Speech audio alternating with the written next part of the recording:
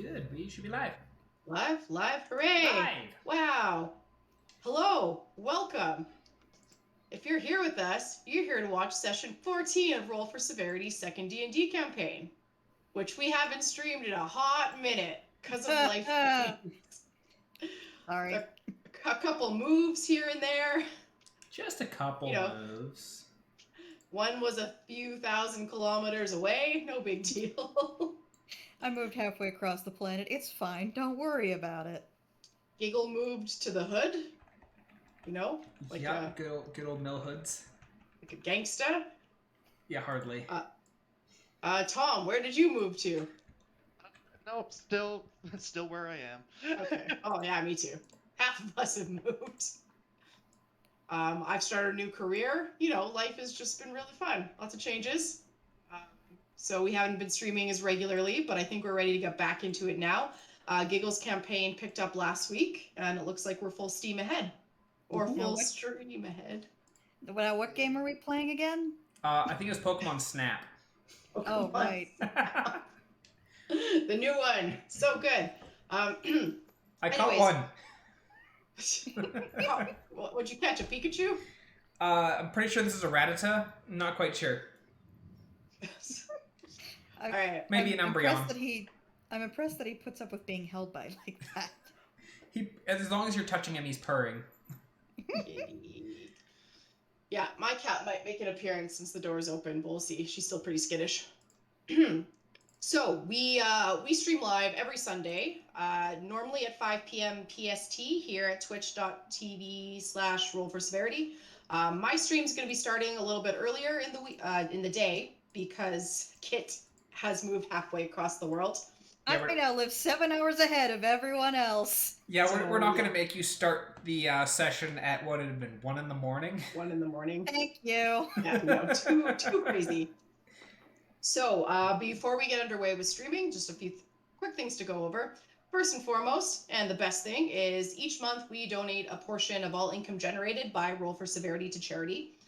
So that will include things like bits and subscriptions and donations and any merch sales from the store. And this month's charity is the Community Health Empowerment and Wellness Project, or the CHEW Project for short.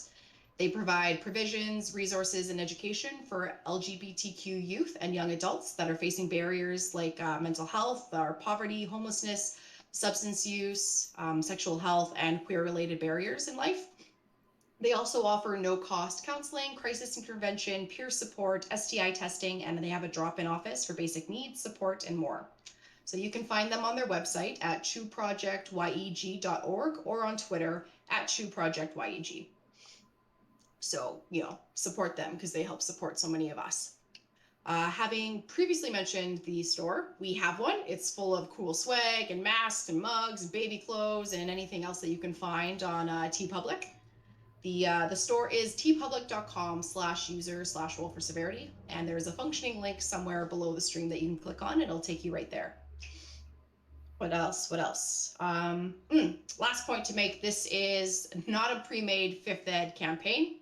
While it is 5th ed, we use varied rules. We do kind of different player mechanics, and we make weird in-game adjustments. So the rules, as you may know them, are not always as written.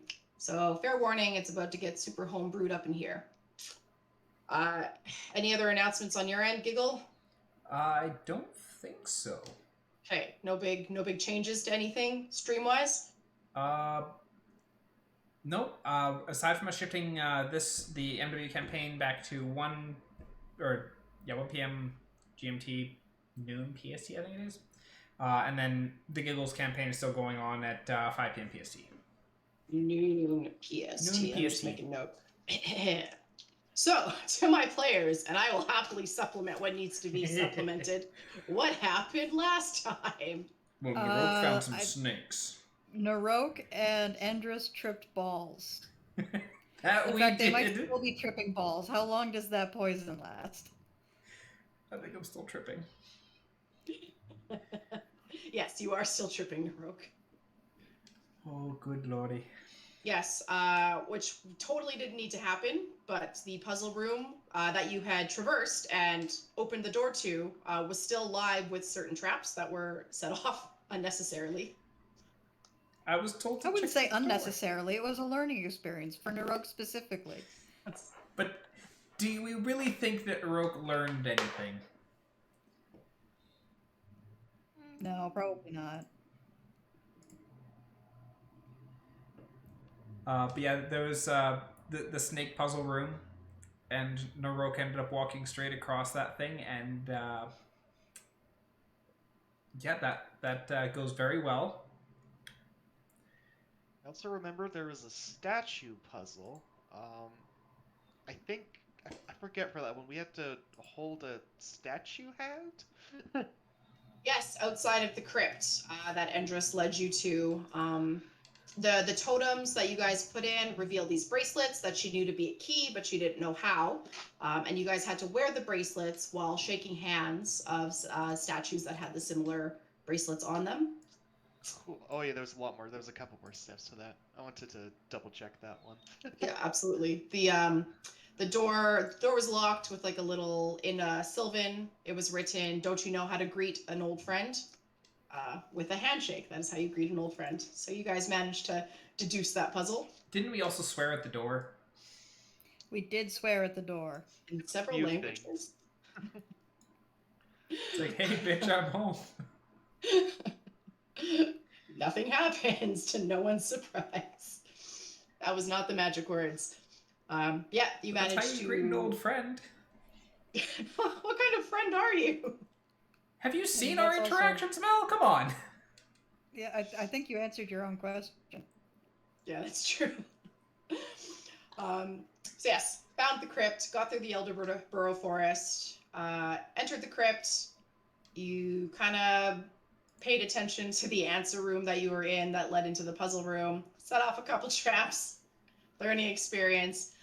And now you are continuing down a long stone hallway. The air is getting slightly chillier than it was in what we're calling the puzzle room.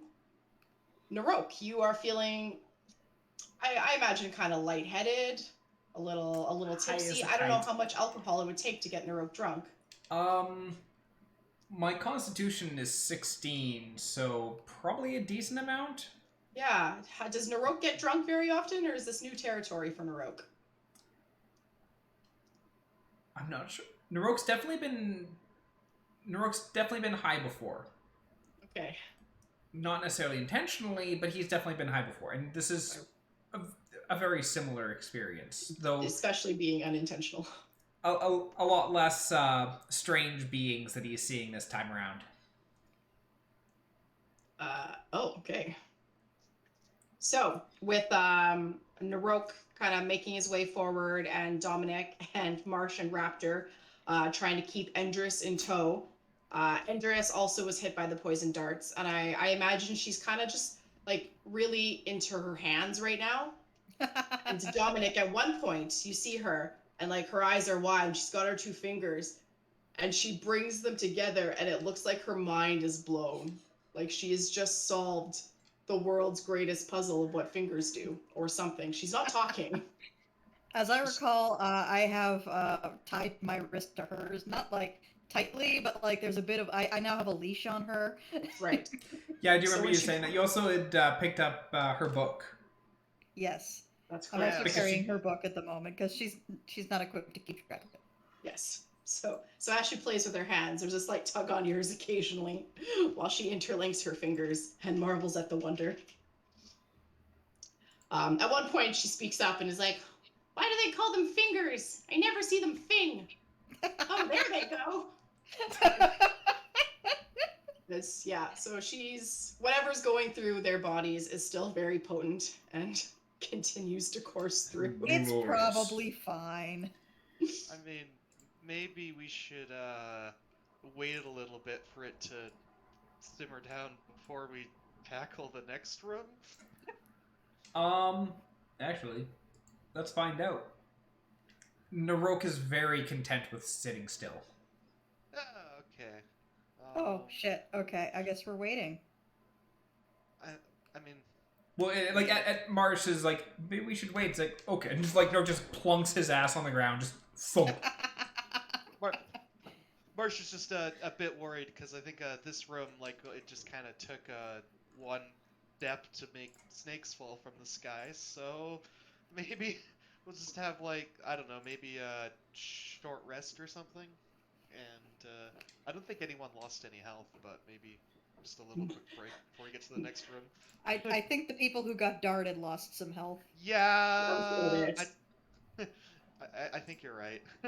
The snakes were very poisonous, but no one was bitten by any snakes. Yes, we completely foiled Mel's plan of having us get bit by snakes. Yeah. The night is young. All right, if you guys want to take a short rest, that's absolutely something you guys can do. The hallway is about like 10 feet wide and super long. It's cool. It's kind of damp, a little muggy, but absolutely, if you want to, I don't know, set up your bedrolls, you can have a snooze. You can I think this is just a sit down and hang out for like an hour situation. Hour? Yeah. Cool. Yeah. All right. So hour rest. Does anyone want to do anything in this hour specifically, or you're just gonna zoop? We wait and see how the drugs affect our friends. Yeah, I think for this one I won't get up to too many crafts or something. I'm just going to just keep a watch, because still kind of in a dungeon thingy. Yeah, absolutely. So as you're kind of keeping an ear out, Marsh, there's no noises, nothing picks up. It's still just as still and quiet as always. Naroke, can you make me a Constitution check, please? I should theoretically be Or good at these. 16. All right, so your head is starting to clear. You can tell there's a noticeable difference from when you got hit by the dart to now, and you're not feeling completely 100%, but it's almost like a fog is slowly lifting from your vision, and you're feeling not perfect, but better. And Endris also appears to be kind of more coherent. She's not staring at her fingers. She's kind of like blinking away a haze, and she's more focused in her eyes, you can see. How you guys doing? Well, that was a trip. Did you know that your skin can change color? I didn't know that about myself, but I'm glad you told me. It was rather interesting. You did at one point turn a lovely hue of purple. Good to know. I feel like I need water, and I want to forget that the last day ever happened. She'll pull out her flask and like take a healthy sip. I'm gonna hand her book back to her. Wait, Thank you so much for safeguarding this. And then I'm going to untie her wrist from mine. She just realizes she's tied to you. It's like, I don't want to know anything. I was worried about you wandering off. I appreciate that. And Endris is kind of back to being all business, even though she's a little bit shaky on her feet. Nothing too bad. All right. So let's not do that again. Wait, what are we not doing again? Well, I mean, I'm in favor of trying the psychedelics again, but maybe after we leave the murder temple. Take those some of those darts psychedelics. home with us. Murder temple. All right. If you want to try them afterwards, then you'll just have to hold on to them for now. I too would advise not going on psychedelics while we're traveling through whatever this place is. Yeah, it's almost like that's a really bad idea. I would agree. Guess, Marsh is going to double check with Endris. So this, if I'm remembering, this kind of like catacomb/tunnel leads to the castle? Yep. I think every crypt was meant to be linked to the castle, so if the worst happened, which it did, the rulers could escape to the crypt and theoretically survive. So what you're saying is we're going to find a whole bunch of not dead people in the place that you put dead people. Not dead people. We haven't seen any not dead people yet. I can't imagine. Well, there why was that not frog. The frog. Oh, yes, in the forest. Yes. Yes. Lots of animals. That's to be expected considering what fell on the city. What did fall on this city? Did you explain that? I don't remember. It was a bomb made of kind of volatile nature magic. It was Right. meant to promote life after it had killed everything that it touched. That explains So the giant overall- toad. As weapons of mass destruction go, more environmentally friendly than most. Yeah, I imagine. You know, wipe out humanity, plant some trees along the way. It's a good trade-off. Better than a necrotic bomb. I don't know, At those least we zombies don't- were quite interesting. Yeah, at least we don't have to worry about some leftover necrotic energy slowly killing us, so that's a big plus. Are you I'm familiar with that? Oh, Yeah, the last place. yeah. Oh dear. Uh, Yeah, well, Although, out Nick, of character, Marsh was just remembering. It's like, does she know about that? I'm pretty sure we had told her at some point about us having been at the one of the other cities. Alfurious Castle? That's where the ship picked us up from, so I would certainly Oh, hope so. that's Oh. right. Yeah, she was on the boat already, so I was on the boat. How many sessions ago was that? that was a lot. That was a Um, hot minute. Hot minute. It's my favorite kind of minute. Although, really, when it comes down to it, this place could be just as toxic if you have allergies. Luckily, God, I hope I'm I don't not have allergic.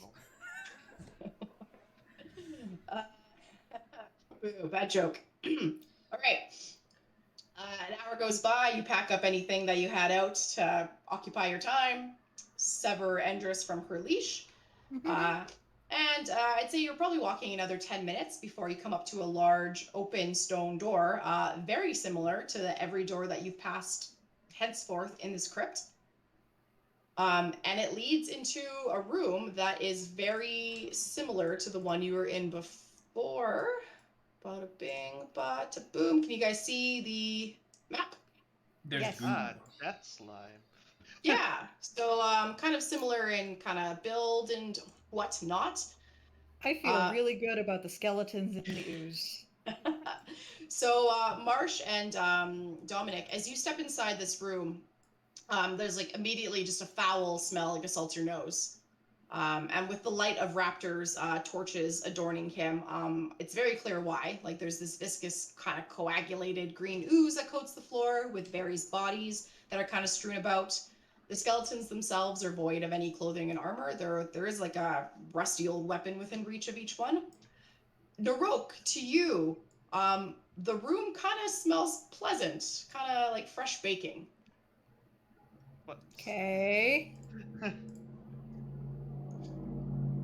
So yeah, at the door there's a couple steps that lead a few feet down into the room. At the other end, it's mirrored the steps leading up to the door in and out, and that door is open. Good lord, we are massive. Hey. Ignore that.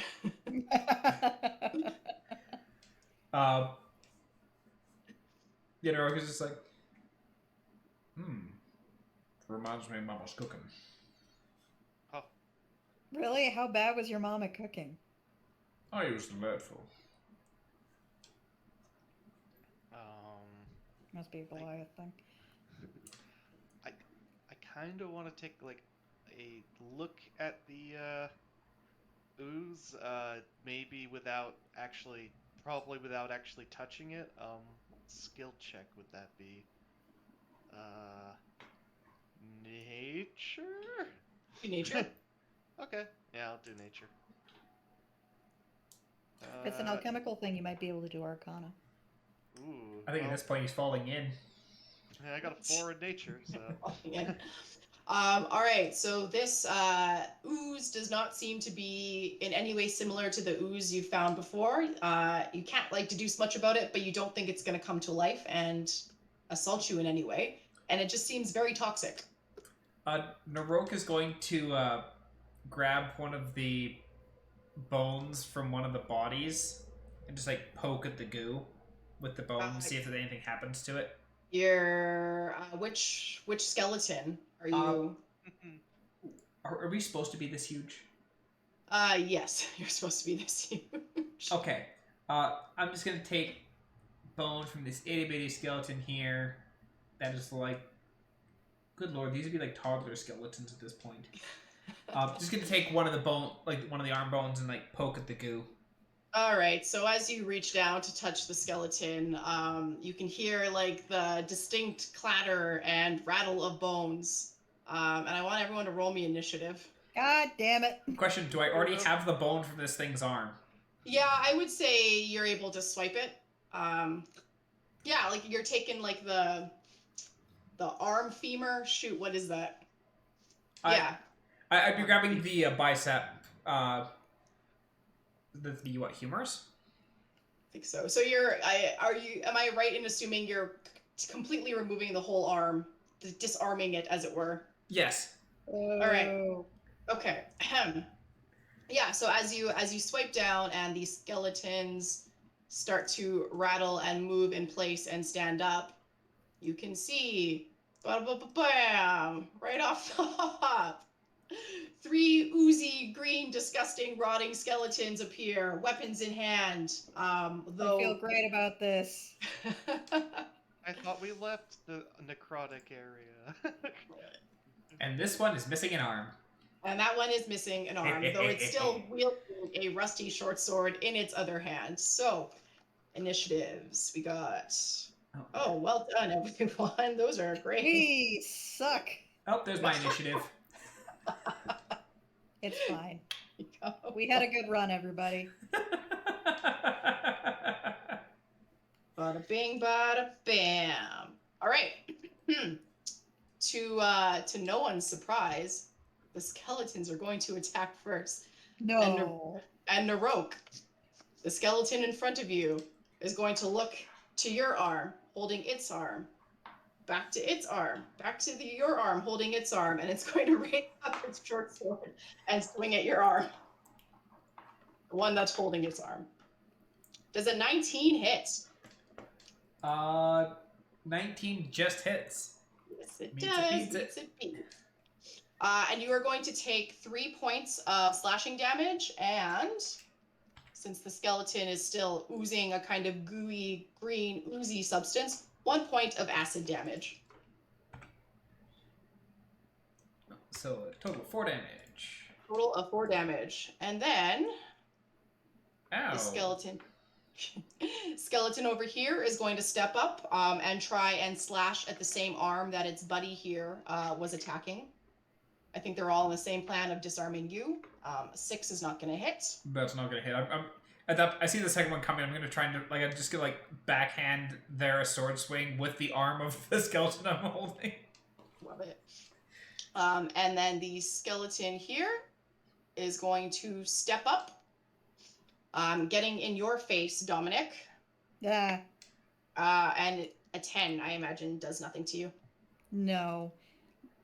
So with its rusty hand axe, it kind of swings. You don't even need to dodge. It's so bad. Like, it's the skeletal kind of atrophy. Its accuracy is terrible. It's still getting into its groove.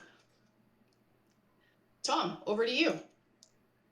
Hey, let's see here. Can my raptor stand here without stepping in the ooze? Absolutely. Okay. I'm just saving that action for after mine. I'm just going to firebolt the one that's lost an arm. Dum-de-dum-de-dum.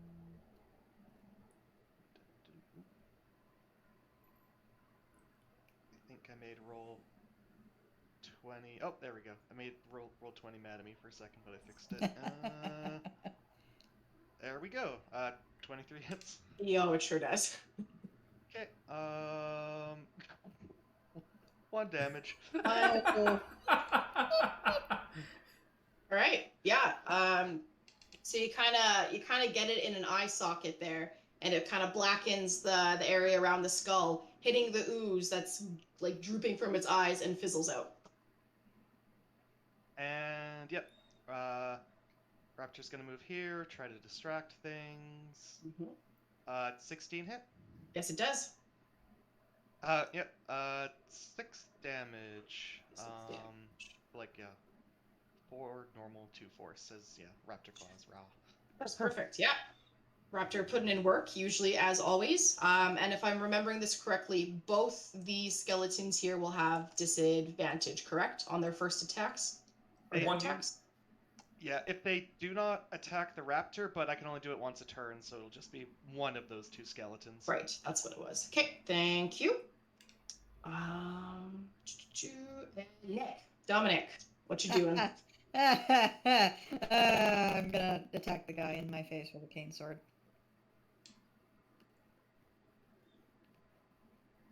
Okay, oh god, that's a 7. 7 will not hit. Yeah, and swinging with the offhand. That's a 9. And a I'm not 9. great today, guys. No. Your arms are tired from being like lashed to Endris for so long and babysitting, and you're just kind of done with everything. And, yeah, 2 attacks whiff. It's really hard to roll dice from across the ocean, guys. So, all right. Moving on to Endris. She is going to, at the skeleton that you were attempting to attack, Dominic, her hand kind of outstretches, and I guess you don't see this because she's behind you, but she's gonna mumble something, words that you don't understand, so you can hear that from behind you. And a large kind of ball of light whizzes past the skeleton, missing it completely. All that build up. Yeah, you see it clatter on the wall over here, leaving like a of like soot and stuff on the wall. So very effective on stone, but less so on the skeleton. For the sake of Andrus's ego, I will pretend I did not see that. Very nice, very nice. All right, Naroke, you have a skeleton arm in your hand. What are you going to do with it? Would a skeleton arm be considered a light weapon? Yeah, it definitely would. Because you can offhand. Kirsten, you would probably know this more. You can offhand with a light weapon, even if the main hand weapon is not light. Is that how it functions? Yes. The main hand weapon can be, as long as it's not a two-handed weapon, you're fine. And the offhand weapon you can attack with, but you do not add. If you don't have two-weapon fighting as a feat, you don't add your strength modifier as a bonus to the damage. You just roll straight whatever the die is. Okay. So with my axe in one hand, I'm going to swing that at the skeleton in front of me. Right. So that is my axe. Oh, this is going good. I want you to roll that severity. It was a good campaign, guys. 24. 24. Ooh. All right. So this tracks because the kind of poison, we'll say, that was running through your body still hasn't completely faded. So the adrenaline of battle hits you, and it blends into this terrible cocktail. And you take a step forward, sort of like you kind of lurch a little bit forward onto this pressure plate here, and it clicks, and you feel it, your foot kind of sink a little. And I want everybody to make me dexterity saving throws. Hooray! Ooh, 16. 16. All right. 18. Good. 14? 14. All right. And then for Raptor, or does Raptor go on yours? I don't recall. No, Raptor has his own. Give me a second. And then Anderson needs one as well. Yeah, Endris like has it. hers. He has a +3. Cool. I'll just roll that manually. 12. All right. So, as your foot steps down, all of you hear this sort of like the sound of stone grating on stone, as the stone in the ceiling shifts, and a fresh wave of ooze collapses from the ceiling. God. Naroke, Dominic, Nick, Raptor, and Buddy Boy over here. You all succeed, and you manage to catch it in time and shimmy away. And none of you are actually touched by any of the viscous slime. Good. Endris and these two skeletons, however, were not so lucky. and the slime kind of coats on them. There's just this absolute repugnant smell that's just comes in full force now. If it was bad before, it's 10 times worse with the fresh layer of ooze. And Naroke, you see the skeleton in front of you. He doesn't fall all the way down, but he's brought to his knees. So it's like a sword is still in hand, but he's kind of down and takes a lovely dose of damage. Nick, the skeleton in front of you. It's so his face already had kind of ooze, the green kind of slime coating it and kind of dripping down. But as the ooze falls from atop, it comes in from a crack in his skull, and now he's just vomiting ooze. Oh. And his skull starts to like fade away, and as it's eaten by acid. So he's standing, but sans head. He's completely headless. And from behind you, you can hear Endris kind of screaming, and she backs off back into the doorway, out of the room. Oh, jeez. Naroke, would you like to make your second attack? Heck yeah! I either went really well or really badly. I can't tell. So this one, is this a 1d20, or do I still include my strength for the attack roll? And You just still not include your strength. With an improvised weapon, I don't think you include your proficiency. No. 1d. Actually, I just need to check that quickly, because where's my feats? I think you do. Let's see.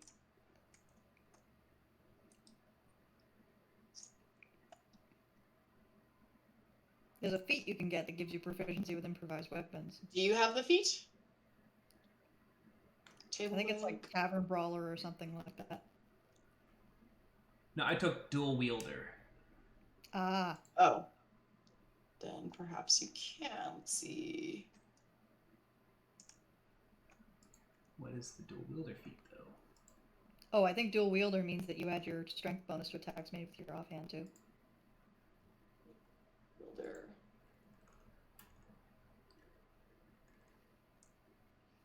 You can use two-weapon fighting even when one-handed. You gain +1 bonus to AC while you are wielding a separate... Was it called Dual Wielder? The feat you took? Yeah. Yeah. Gain +1 bonus to AC while you are wielding a separate melee weapon in each hand, which you are. Actually, in that case, the skeleton did not hit me. Oh. 'Cause that puts my AC up. Wait, actually... Okay. Actually, no, because if I'm wielding something in each hand, that means I don't have my shield, so that would have still hit me. Never mind. Okay. Okay, then we won't go back on the damage, thankfully. Not that it mattered. You control that yourself. Yep. Yeah, because it's letting me see that it's like I have the feat, but it's won't tell me what the feat is.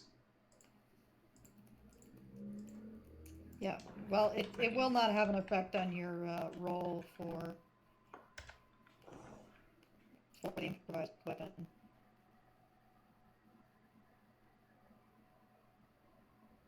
Yeah, I think your Okay. roll is... Yep. At So the then DM's option, a character proficient with a weapon can use a similar object as if it were that weapon and used as a proficiency bonus. Yep. So like a table leg or a skeleton skeleton arm is a mace. Yep.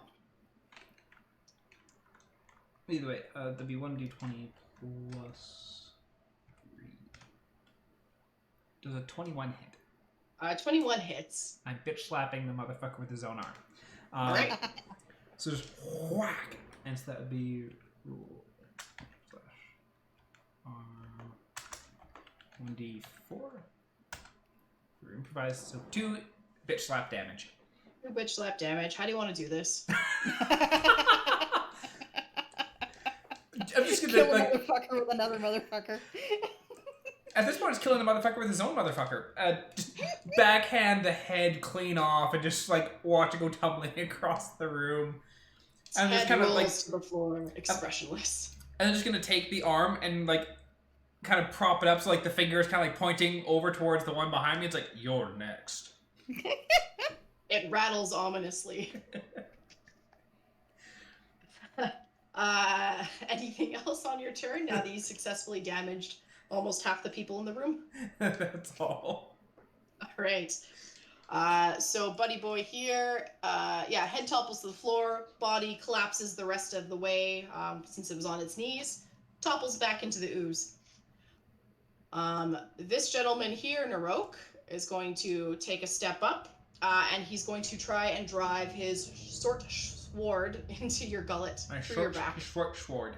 Short. Shut up. It's a nat 20. Oof. What's your AC at right now? Or I guess you don't have to tell me. AC would be 18 right 18. now. Because you don't have the shield bonus, but you do have your dual wield feat bonus. Yes. So I'm at 18 instead of 19 currently. All right, and you're going to take 8 points of slashing damage, and 2 points of acid damage. Oof. So Oof, total indeed. 10 damage. Correct. I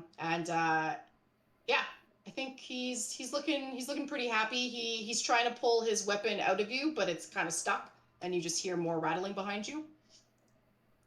And Nick, the skeleton here, will Marsh get disadvantage making an attack on Nick because Raptor's around? Perfect. So he's going to just bring up his sword as well and try and slash down at you again. And an 8, I imagine, does not hit. 8 does not hit, no. Nope. So with the skull having been acided away, I like to think he just doesn't have a good gauge of where you are, and he's swinging blindly. What you got for us, Marsh? Okay. Kind of. Check on Andress. She got doused with acid. Okay, yeah. I don't really have too much healing, but I guess I could take a look. Maybe just check to make sure that she's not, like, Turning into a actively skeleton. dissolving as we speak. Okay, yeah, I will do a medicine check to check just that. 18.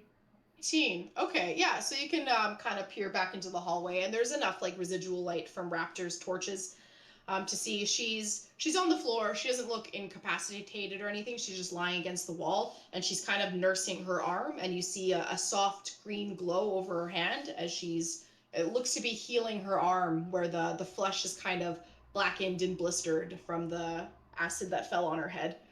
So she's breathing, she looks in pain, but she is attending to her wounds, it appears.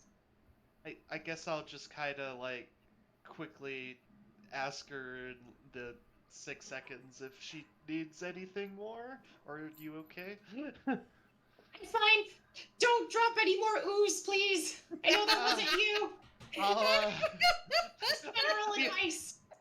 No, I'll just actually kind of assume that Naroke could hear that. So okay, and with that, I'll try to just kind of get my raptor. Yeah, Naroke heard that. Nice. In between these 2 skeletons and Naroke, so he's just gonna shimmy up a bit, and yep, raptor attack. 11. 11. No, 11 does not hit the AC. Yep, raptor takes a swipe and misses. Okay, and that is, I think, that is my turn. Okay. We're putting us to Nick. Okay. Since Andress sounds like she's okay, I'm going to take a swipe at the guy in front of me who now no longer has a head. Mm-hmm. Hopefully this improves my ability to hit him. 12? 12 hits. Yay! And I probably get sneak attack because Raptor's there, right? Yeah, absolutely. Okay, so that is 14 piercing damage on this guy. Shit. How do you want to do this? Well, his head's gone, so I guess I'm gonna cut his knees out from under him. Nice. Yeah, easy. One fell swoop, almost like ripping a tablecloth off of a table with all the things just like perfectly on it. It's absolutely beautiful. And for a moment, he's kind of suspended in the air and topples with a loud clang onto the floor as its ribs burst and disintegrate into the fresh ooze. Gross. Very. Okay, so that's that guy taken care of. Is it capable, like, can I squeak between Marsh and Raptor here, or is there no room? No, you absolutely can. Okay, can I do a perception check on the spot to make sure there's not, like, a tile I'm gonna step on if I move there? Yeah, absolutely. Give me one.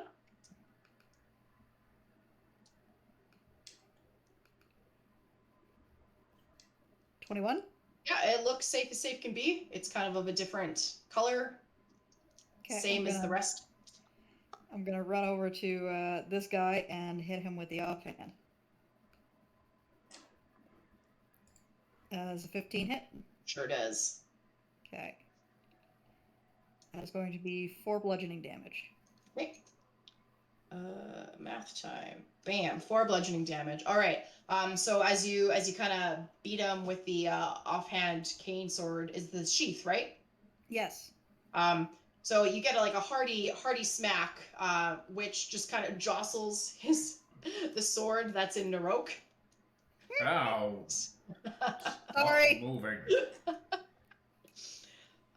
Yeah. So he turns his head to you and still is trying to pull his sword out of Naroke, but he continues to rattle ominously as you approach him. Endris. So on Endris's turn, she does not appear back out of the kind of hallway that she's back in, so she is not currently in this fight. Naroke, what are you gonna do? Well, I've got a sword in my back, so I'm gonna turn around. All right. And it's like turn around, face him, like, I said you're next. First swing off. That is an 8. I think you do worse when you do the one-liners. Like, I Probably. think God's just mocking you. Probably. Inverse dice rolls. No inverse dice rules.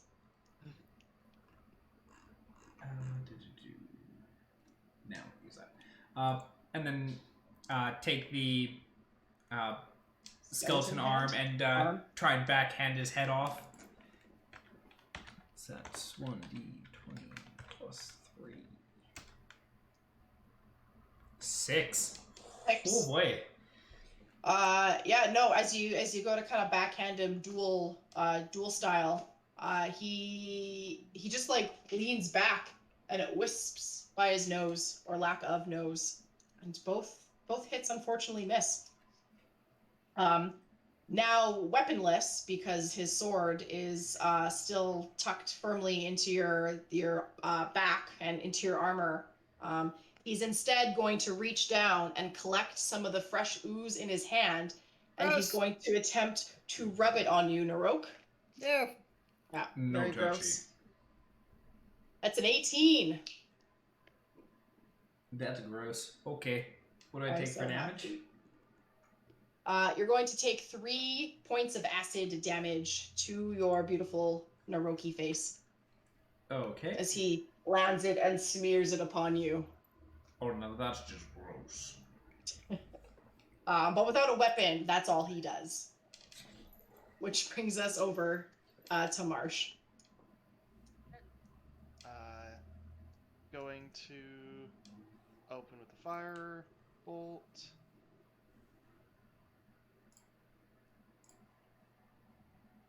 16. Oh, 16. Yeah, that absolutely hits.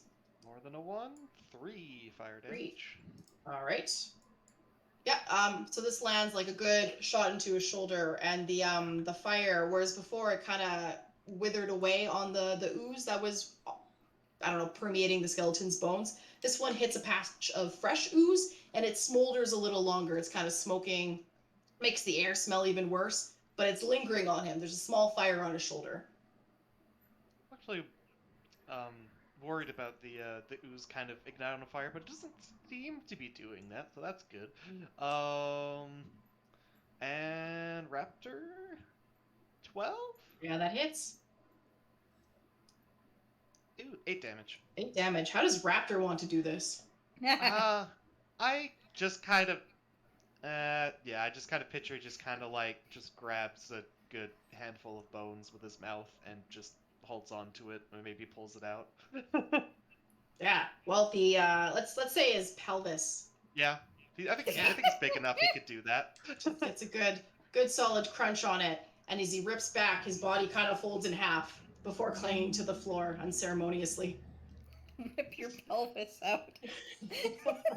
These comedic skeleton deaths are making right. And he also fades to the floor. Doesn't fade, he's still there. He's down for the count. The room smells terrible.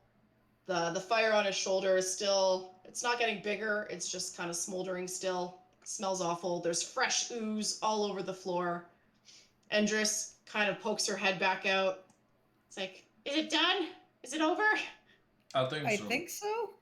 There's still ooze, but there's no skeletons. Okay. Okay. I don't like this place. Yeah, I can't say I care for it much either. I just came off a poisonous high and I wasn't ready for this. I mean, we've had worse. Yeah, I guess you have. Really, as far as I'm concerned, like, if Naroke had the acid dumped on him at the very start, it'd been like, oh, this is like the day we first met. Yeah, there was an acid trap. Yeah, Naroke just reached out and took the fucking key. I got covered. That's right. You didn't even blink. Nope. I should have known that putting more acid in a ceiling wasn't going to stop anything. You know, maybe this is the time that we should eat those flowers that Marsh has, because like it's not like our day can get worse. I mean, I'm down It for can only improve from here. They would secretly give us superpowers. We just never knew. The drug flowers. Uh, I can't recall. Did you ask Endris how they grow? Did you ask her about them? we kind of figured it out. Right. Yeah, she said they grow on dead people. That's right. That was the big reveal. And then we were like, oh yeah, that tracks with literally everywhere we found them. Yep. I just thought it was like a ceremonious thing, not an actually directly connected thing. So you can take the dead people flowers if you want. Absolutely. We can revisit that. Really, what's a corpse flower going to do to us at this point? I think the only like practical use is like maybe if someone is in incredible pain, which I think Endris is on the up and up. So Ain't that the truth? All right. Well, seeing as you guys can kind of deduce in this room that since there was ooze and bodies on the floor already, that a trap that had previously been sprung, and the door ahead is not hindered in any way. It was open the entire time. So is there anything else you guys want to do while in this room? Naroke's still standing on this plate, isn't he? Yes, I believe you are. I don't think you moved. You turned around to fight the skeleton, but so the plate is still like slightly, like a 3 inches sunken into the ground under your foot. Okay, Naroke's just gonna walk off of it. He's gonna yeah. just like start heading this way. He's like, okay, well, may as well head on. So the moment you step off, you guys can hear just like the grinding of stone on stone as the pressure plate lifts back into place. And then overhead, you can hear the same similar like grinding of stone on stone as the holes in the ceiling close up. And then once they close, there's like a ka-chunk sound. And yeah, the ceiling has closed up where the holes are. Okay, I'm going to avoid that plate as I fall in the road. All right. Can I just jump over it? Absolutely. Okay. Avoid a pause of acid as I fall in a rope to the other end of the rope. Yeah, and with enough time and there's no, you're not being attacked anymore, it's very easy for all of you guys to just safely traverse your way through the room. No harm there. I mean, these shoes are ruined anyway, but still. Yeah, you did go through a pretty nasty jungle to get here. I was not wearing the shoes for this. All right, so continuing on. No door to impede your way. Similar as before, down a long, dark hallway, about 10 feet wide, slowly getting narrower as you continue. Raptor lights your way. I don't believe any of you had dark vision, if I recall correctly. No, we're the party of no dark vision. Absolutely no dark vision whatsoever. So, I do have a rusty sword in my back, though. Oh, Yeah, but Here's the thing. I'm not a particularly tall man. Can I actually reach that to pull it out of his back or no? Yeah, you'd be tall enough to pull it out. Yeah, I'm Absolutely. only 8 feet tall, so I'm pretty sure I'm that. 5'8", so I feel like if I really tiptoe it, I can yank it out. Well, I also imagine you're probably about the same height as the skeletons, and so I don't think the True. skeleton jumped to stab it in like up my upper shoulder. No, so it would have If it been. did, that would have been fucking sick. Shoot, missed opportunity. Yeah, you can reach the sword for Yeah, sure. I'm just like walking along, it's like sword in my back, like still like jutting out of my back. It's like Yeah, just try to yank the sword out of his back. Yeah, give me a. What would that? Give me athletics. Probably. No. Yeah, strength is not going to be a good thing for me, but I am willing to see what happens here. Yeah, let's do that. 2. That's a 2. Oh, you get it out, but you feel it, Naroke. Oh, Sorry, Rags I thought and that would have gone smoother. I don't know why Are I you thought trying that would to go smoother. why are you trying to stab me with their sword?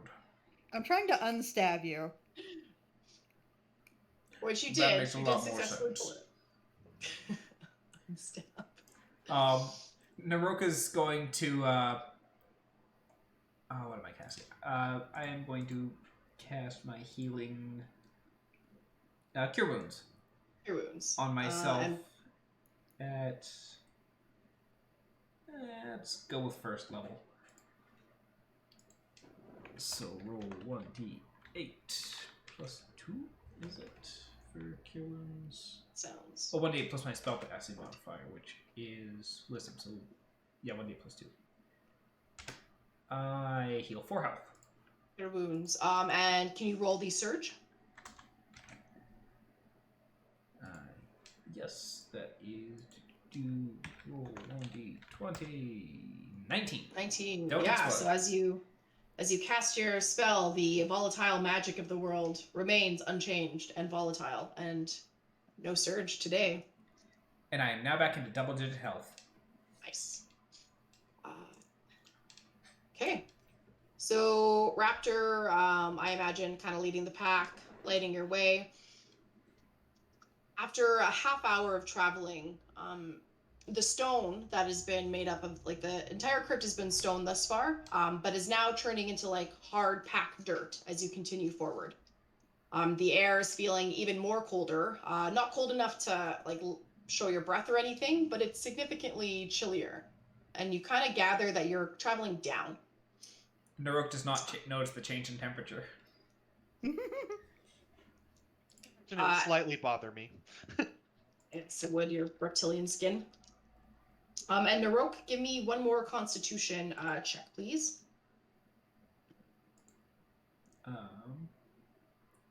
If you would let me click the thing. There we go. 14 with a nat 20 Oh, on the yeah. other side. You're feeling so good that all of your wounds are now that much more noticeable. Like, you're just feeling crisp, and the fog that was still sort of permeating your brain is gone. And you're like, yeah, feels like I got stabbed in the back. Yep, I can definitely feel where you pulled that sword out. Should I have left it in? Debatable. I just kind of like play around with one of the the white flowers, and it's just like, no. Endress, trailing behind your party, hasn't changed much. So she's still more clear. She's not kissing snake statues, but not completely steady on her feet. So you suspect the effects of the drug are still lingering. Okay, I'm gonna take up the rear, just in case. Okay.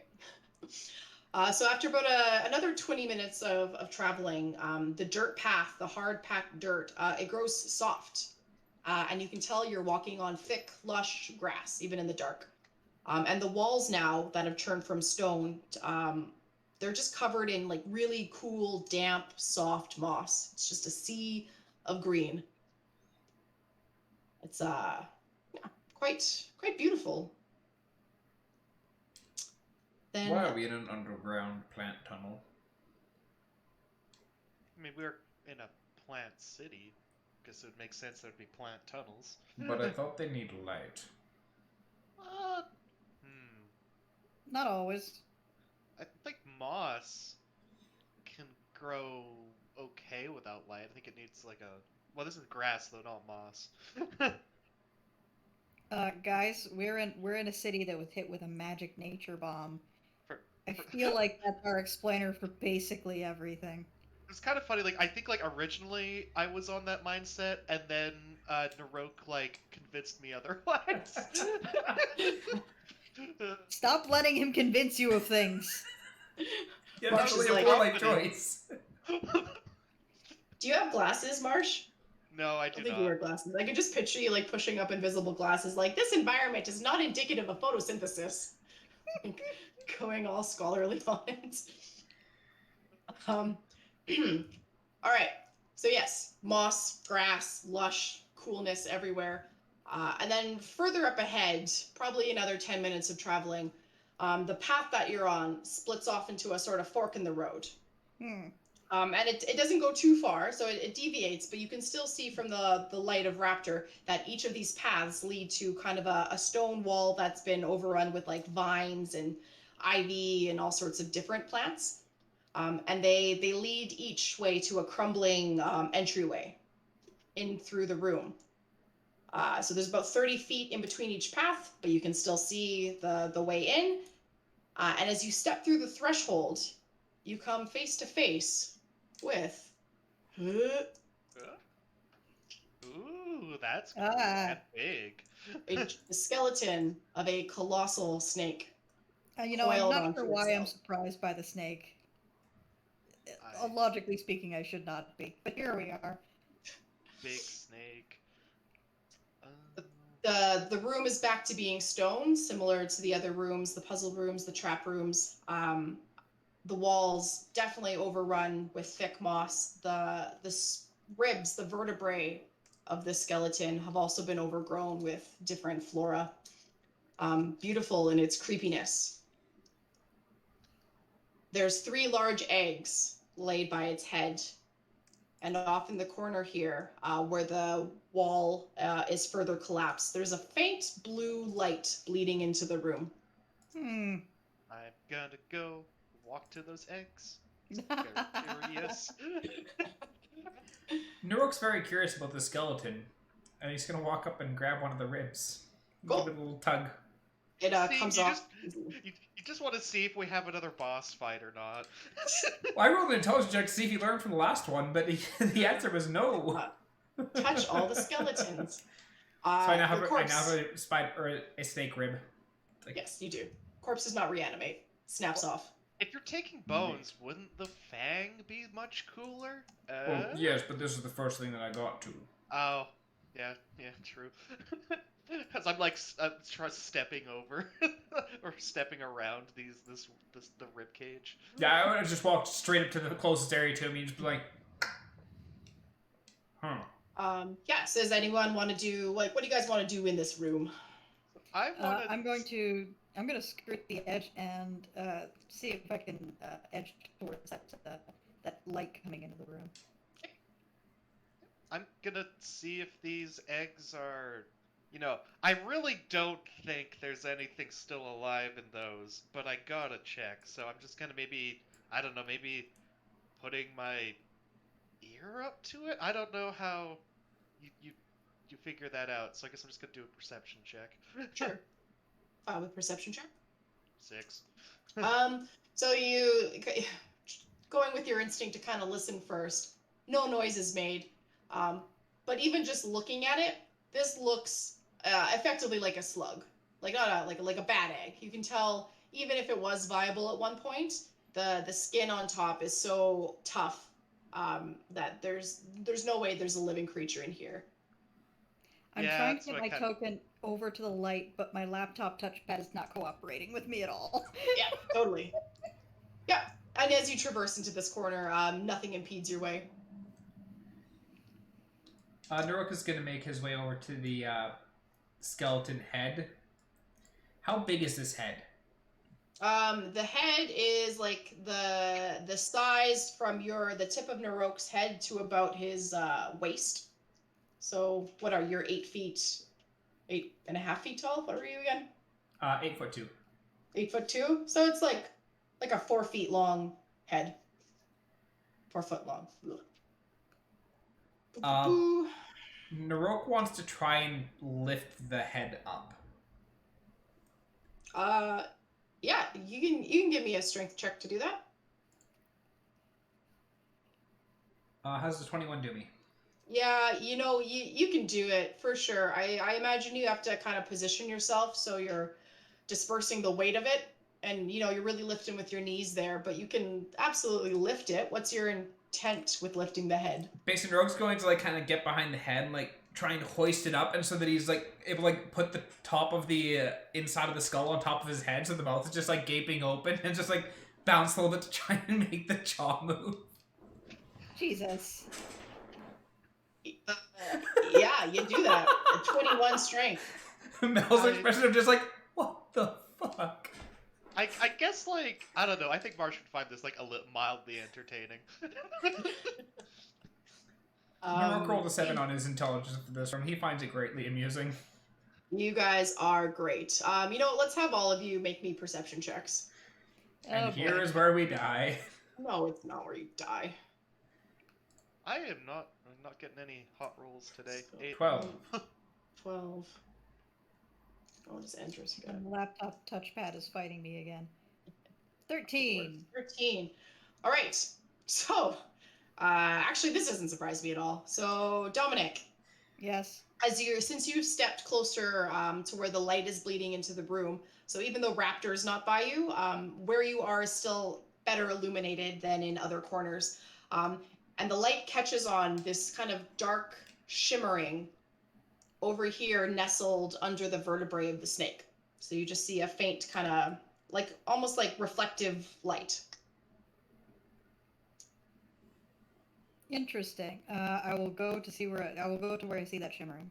Okay. And getting down kind of on your knees, peeking out from under the moss that's mostly grown over it, there is a glass heart. That's filled. It's I guess it's like a kind of a dark black glass almost. It looks like in the shape of a heart with is it aorta, the atrium, the ventricle, almost like a perfect rendition of a human heart. Okay.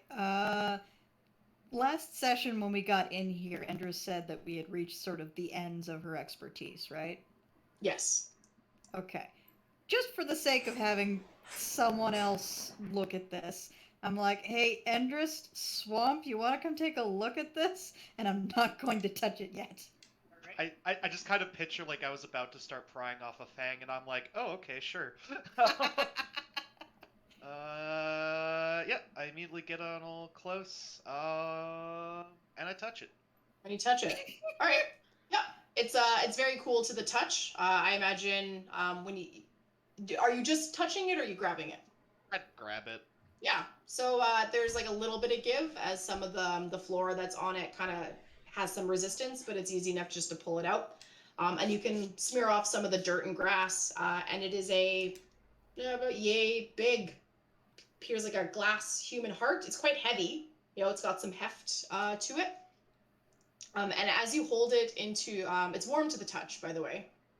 Yeah. So as you touch it, it immediately warms.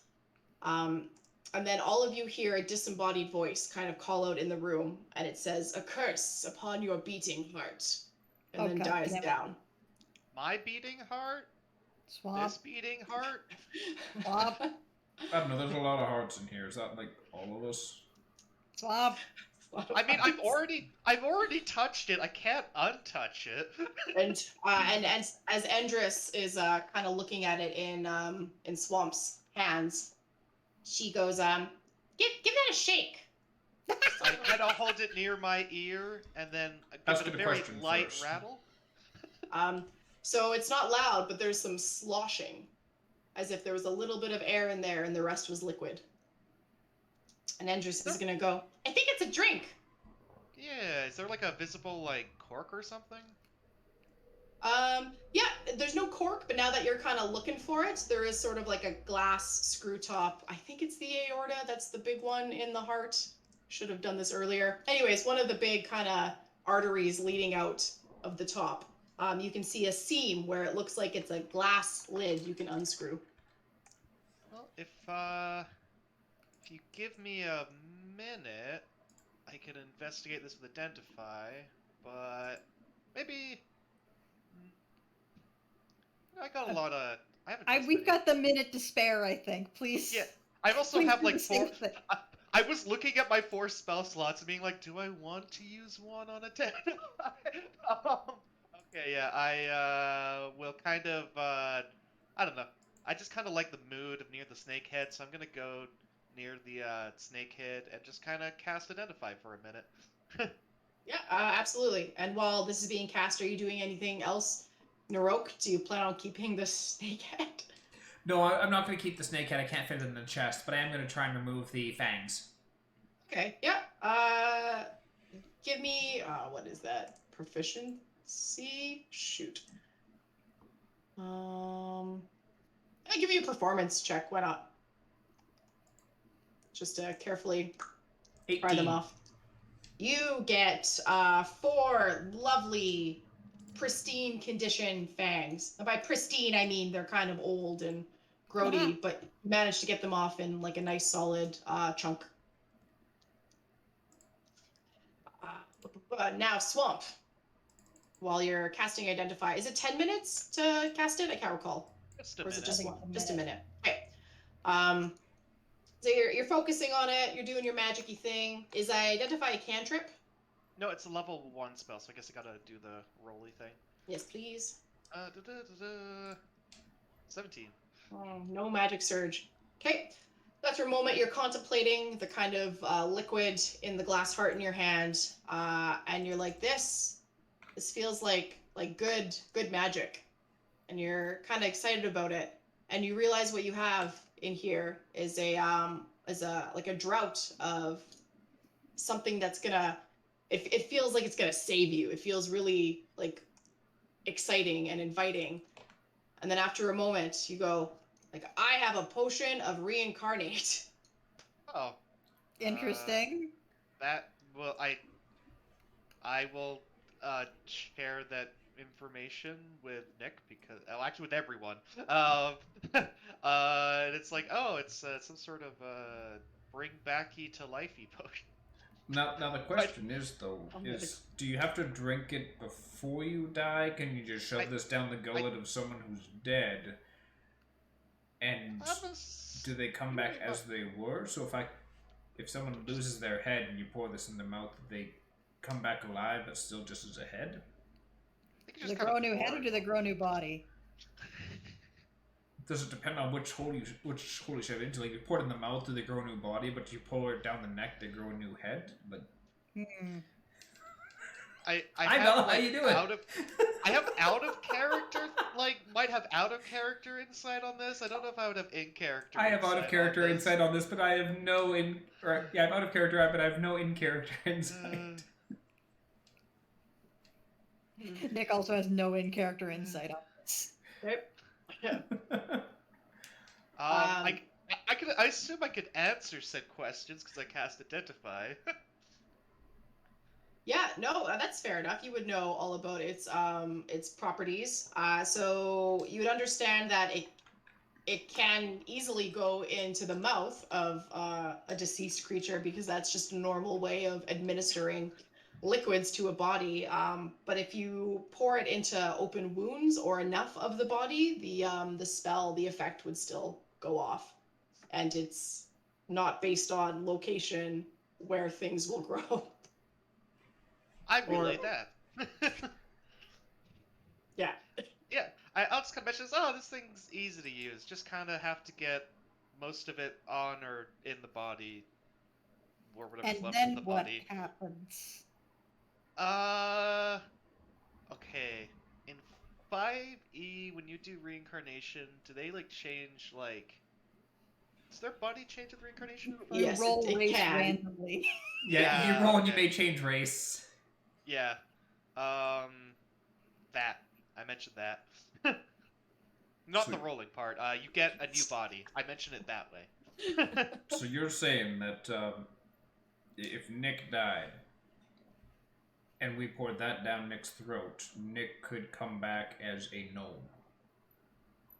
I Theoretically. have complicated emotions about this. Probably Oh. die. I mean, if I was dying, I personally would have no qualms. You know, maybe if the only choice between death and getting a new body, I think I don't know, what would it like being a Goliath? As I just kind of look at Naroke. Well, you spend a lot of time looking down on the world. Huh. I guess I'll just kind of like. Also, door frames are a bitch. What was that business about the curse?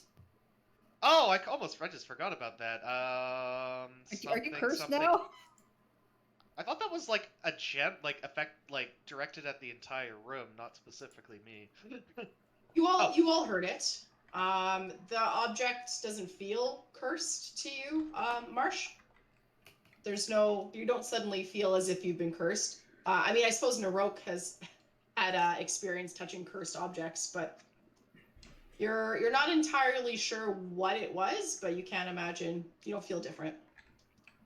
Oh, I guess I will offer if Nick, you want to take the potion back, or should I keep it? No, you can hang on to it. Okay. Just put it in the old bag of many things. Good old bag. Okay, so Naroke has harvested some fangs. Was there anything else with the snake or eggs that you want to do? What did you find out about the eggs? I wasn't paying attention. I think whatever was in these is long gone. So we can't Not- raise our own little, like, giant snake monster. Wait, if we pour the potion on the egg... If we pour the potion in the snake mouth, are we gonna, like, suddenly Oh. reincarnate this big-ass snake? And then it'll be our But actually, would it reincarnate as a snake, though? It might be Oh, a gnome. God. Should have known I needed to pull this up. 9 seconds. You gave us a giant dead thing and then a potion of reincarnation. Sorry, it also occurs to you that it would be for a humanoid Okay. creature. I assume you're fine with me looking up the spell because I cast Identify, right? Yeah, you sure can. And you also know for something that's been dead no longer than 10 days. I look closely at the snake skull. Does it look like it's died longer than 10 days? I would say, just as a guess, probably. I don't know, this is some weird nature bomb land, so there could be giant ants. Now, the real question is, were the snakes here before or after the nature bomb? I get the impression before, because I guess, like, they wouldn't have time to carve all those snake effigies, would they? Okay, the snakes were probably here before. There was a big snake theme, wasn't there? You That, know what, Marsh and Naroke, can you just give me nature check since you're both here, hanging out by the head? Sure. Bigger than a 10? No. Nat 20. Nat 20. Okay. Which is a 19 because I'm dumb. Yeah, well, I love it. So you nat 20 this, and Naroke, you pick up one of the eggs now that you've had your fill with the head, and you're like, this is like hard as rock almost, and there's no like weird icky gooey deadness to it, and you think this might be a petrified basilisk egg. Oh shit. Wait, That might be worth something. So there's these weird monsters that turn things to stone. I think this might be one of their eggs. Wait. So, sorry. I kind of a bit out of character. In D&D, I get confused. Is basilisks the chicken or the snake thing? The big six-legged lizard thing. Yeah. Oh, so these aren't the eggs of the snake? Maybe the... Don't basilisks lay eggs, even in the kind of weird ass long lizard things? Or did I get my basilisk lore mixed up and they have live young? Probably... No, I no, think no. they lay eggs. Yeah, considering that they're a reptilian of some sort, they most likely lay eggs. Yeah, the only reason I was thinking about it is I just kind of assumed that these eggs were the snakes. Maybe the snake ate the basilisk. Maybe. This Can means we're gonna have to Naroke fight a go through basilisk. the snake body and like see if he can find any bones of other things that maybe it eaten and not yet spewed out? Yeah, absolutely. Just out of curiosity.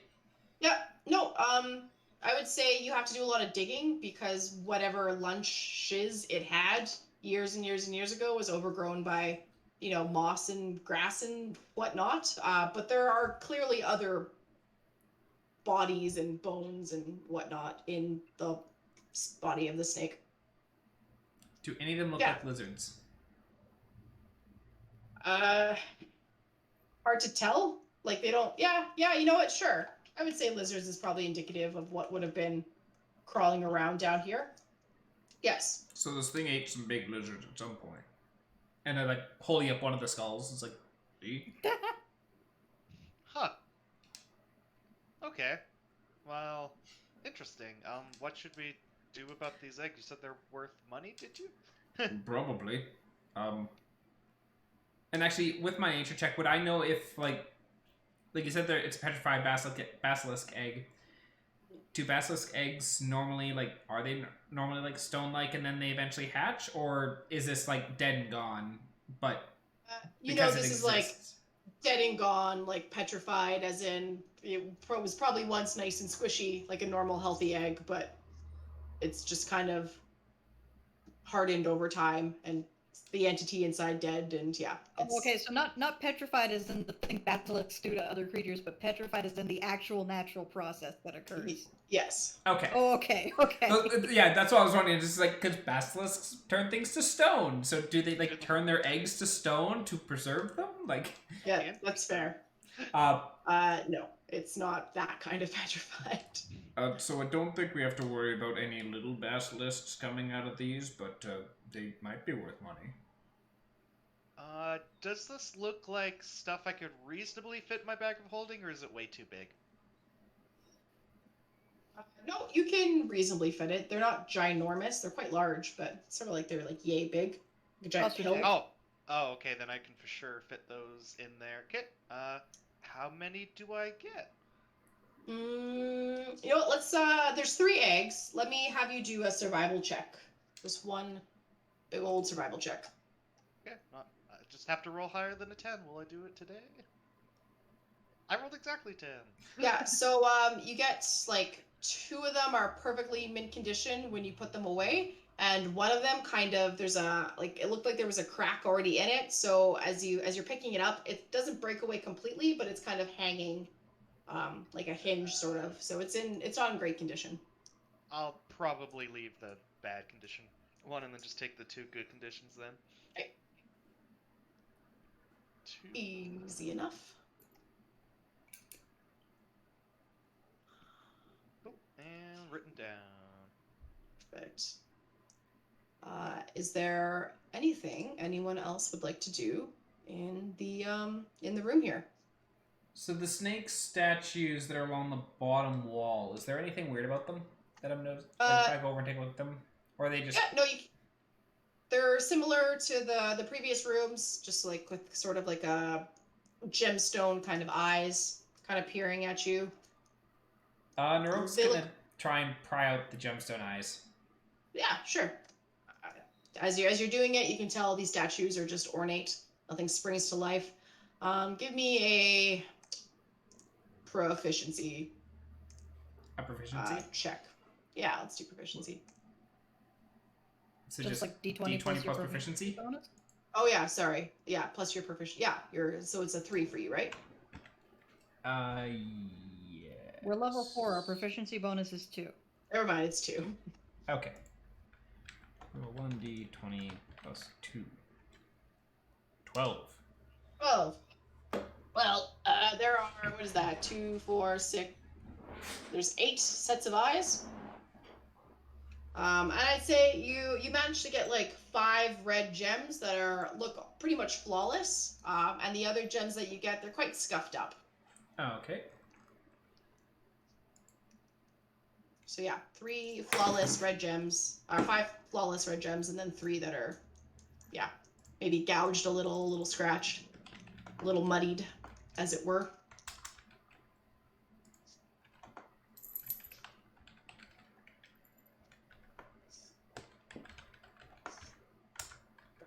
Okay.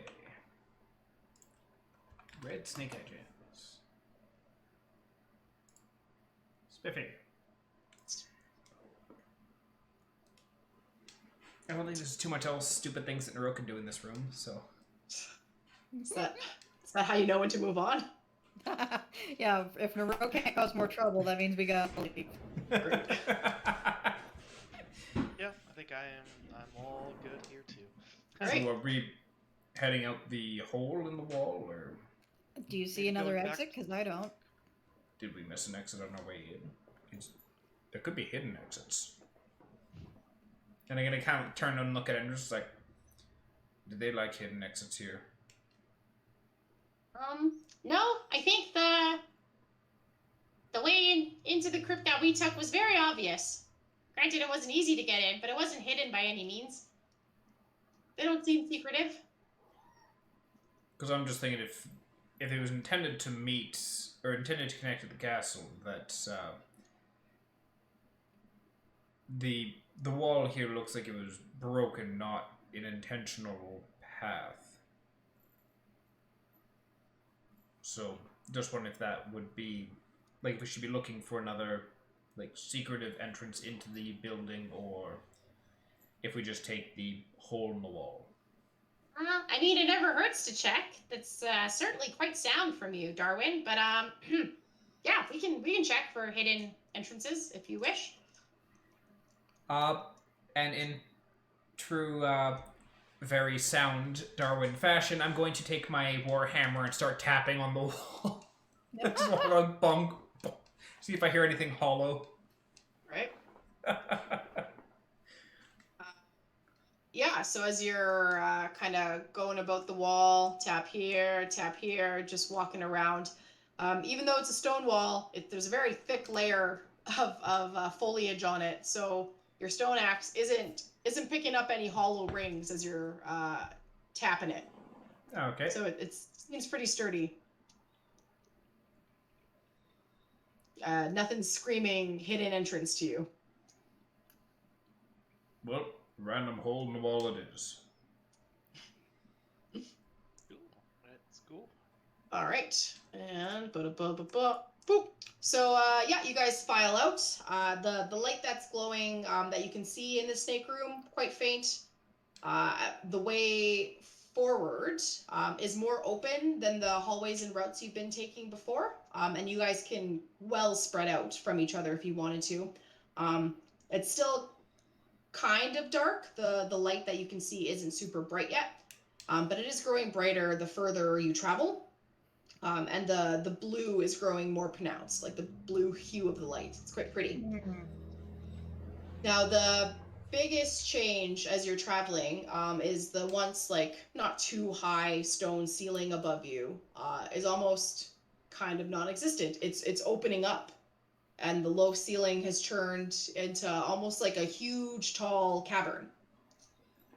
Like it's so tall, and up ahead you're making out the shapes of like really large trees that are not hindered at all by it. Oh shit. And the air here is now getting kind of warmer, and you're probably traveling a half hour, and you're starting to hear signs of life as you're walking through these trees. So as before, the crypt was empty save for any traps that you sprung. You can hear crickets, you can hear birds, you can hear whatever foxes say. There are fireflies all around you, and life. It feels more like there's life here now. The ground continues to be like super lush. There's like purple flowers sprouting everywhere in large groups. The trees look really healthy. And you come across in the center of this huge cavern. There's like the biggest tree you've ever seen. It's so tall that you can't actually see the top of it. It disappears into the darkness. And you can tell it's a hollow tree because where the bark splits, that's where the blue light is like brightest leaking out from this tree. And to give you a better sense, This is the world you find yourself in, Oh, geez. where the crypt has bled into. It's absolutely beautiful. The smells here, they're kind of a mix of things. They smell like bright and floral and fresh, but also there's sort of like the musky smell of like stagnant water and rot, like a normal forest that you would be in. So some breaths are very sweet, some are other breaths are kind of gross. Kind of like you were back out in the jungle. So, 2 things. Thing 1, this is cool as hell. This is really cool as hell. 2, dibs out on sticking my arm into the light.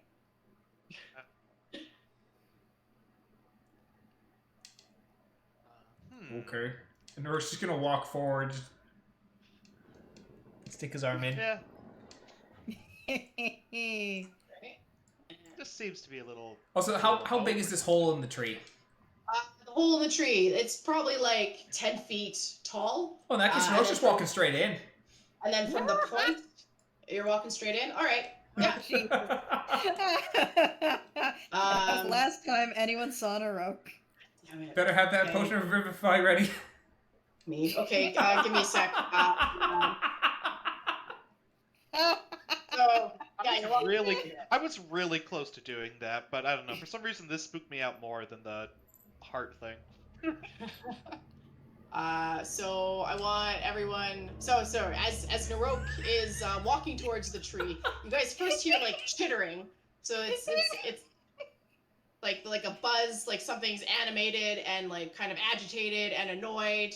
And then as he just saunters in, because Naroke throws all caution to the wind, the chittering gets louder, and you see appear around you. Hang on. Just these beautiful tiny sprites that are covered in like twigs and leaves and did those show up? Yep. Yeah, I guess they really blend in with the ground here. I didn't think about that. Sorry, I'm having microphone trouble. Technologically. The microphone arm literally just fell off where I hooked it up. It's okay. It's all good. Continue, but you will hear some noises. All Okay. right, that's fine. So yes, six sprites appear before you as Naroke saunters into the tree like he owns the place, which to him I'm sure he does. I wave at the sprites, I guess. Does Naroke see them as he's heading forward? Like, are they like appearing as he's walking up to the tree? Yeah, they're appearing as you walk into the tree. So as Okay. you're going towards it, there was can this hear them, chittering but- noise. Yeah, and it wasn't until you walked into the tree that they appeared. Their chittering turns into kind of screeching, and they're buzzing around in place, darting kind of like agitated wasps. When you say hello to them, Marsh, they don't seem to acknowledge it at all. Oh. Yeah, they're looking at Naroke in the tree, and you imagine they're cursing. I guess maybe slow down, Naroke? Naroke's gonna turn around and sees them. It's just like, by God, you're tiny. They seem pretty mad. I mean, Because I'm just like 8'2" Naroke down to like probably what, half a foot tall sprites. Yeah, they're about that. Does anyone here speak Elven? Do, but I'm Or still having Elvish. microphone trouble. Okay, I meant Elvish, not Elven. Elvish. Okay. So Nick would be able to tell that they're totally cursing you out. Like, stay back. What are you doing? Don't like violate the sanctity of the tree. Who do you think you are? Outsiders don't belong here. They're just not impressed with Naroke. I guess we should probably give some time to make sure that those microphone issues are Yeah. sorted before we continue. Yeah, that's fair. Almost done. All good.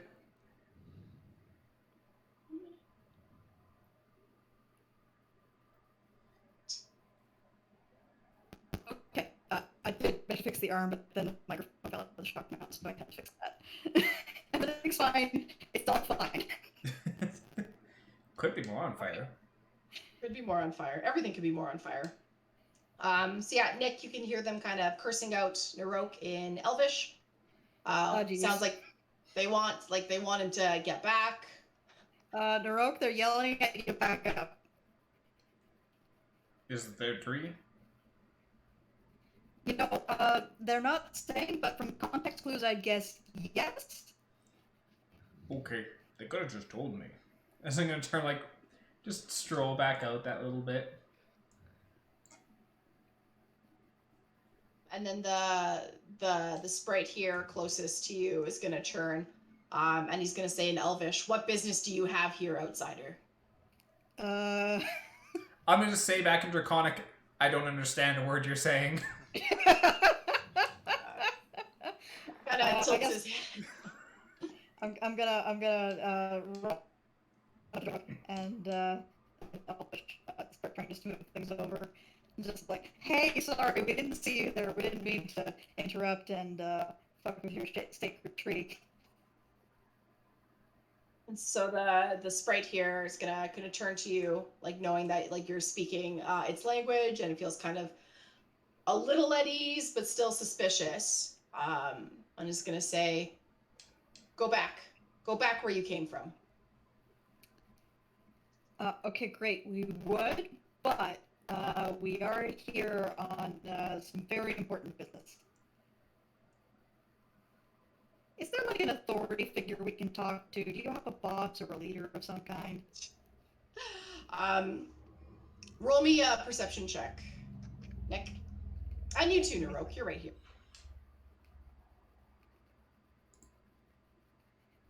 11. 10. 11. All right. Yeah, no, the sprite seems to just kind of stand its ground. Tries to put its kind of fists on its hip and look really intimidating. Naroke is gonna take the exact same posture.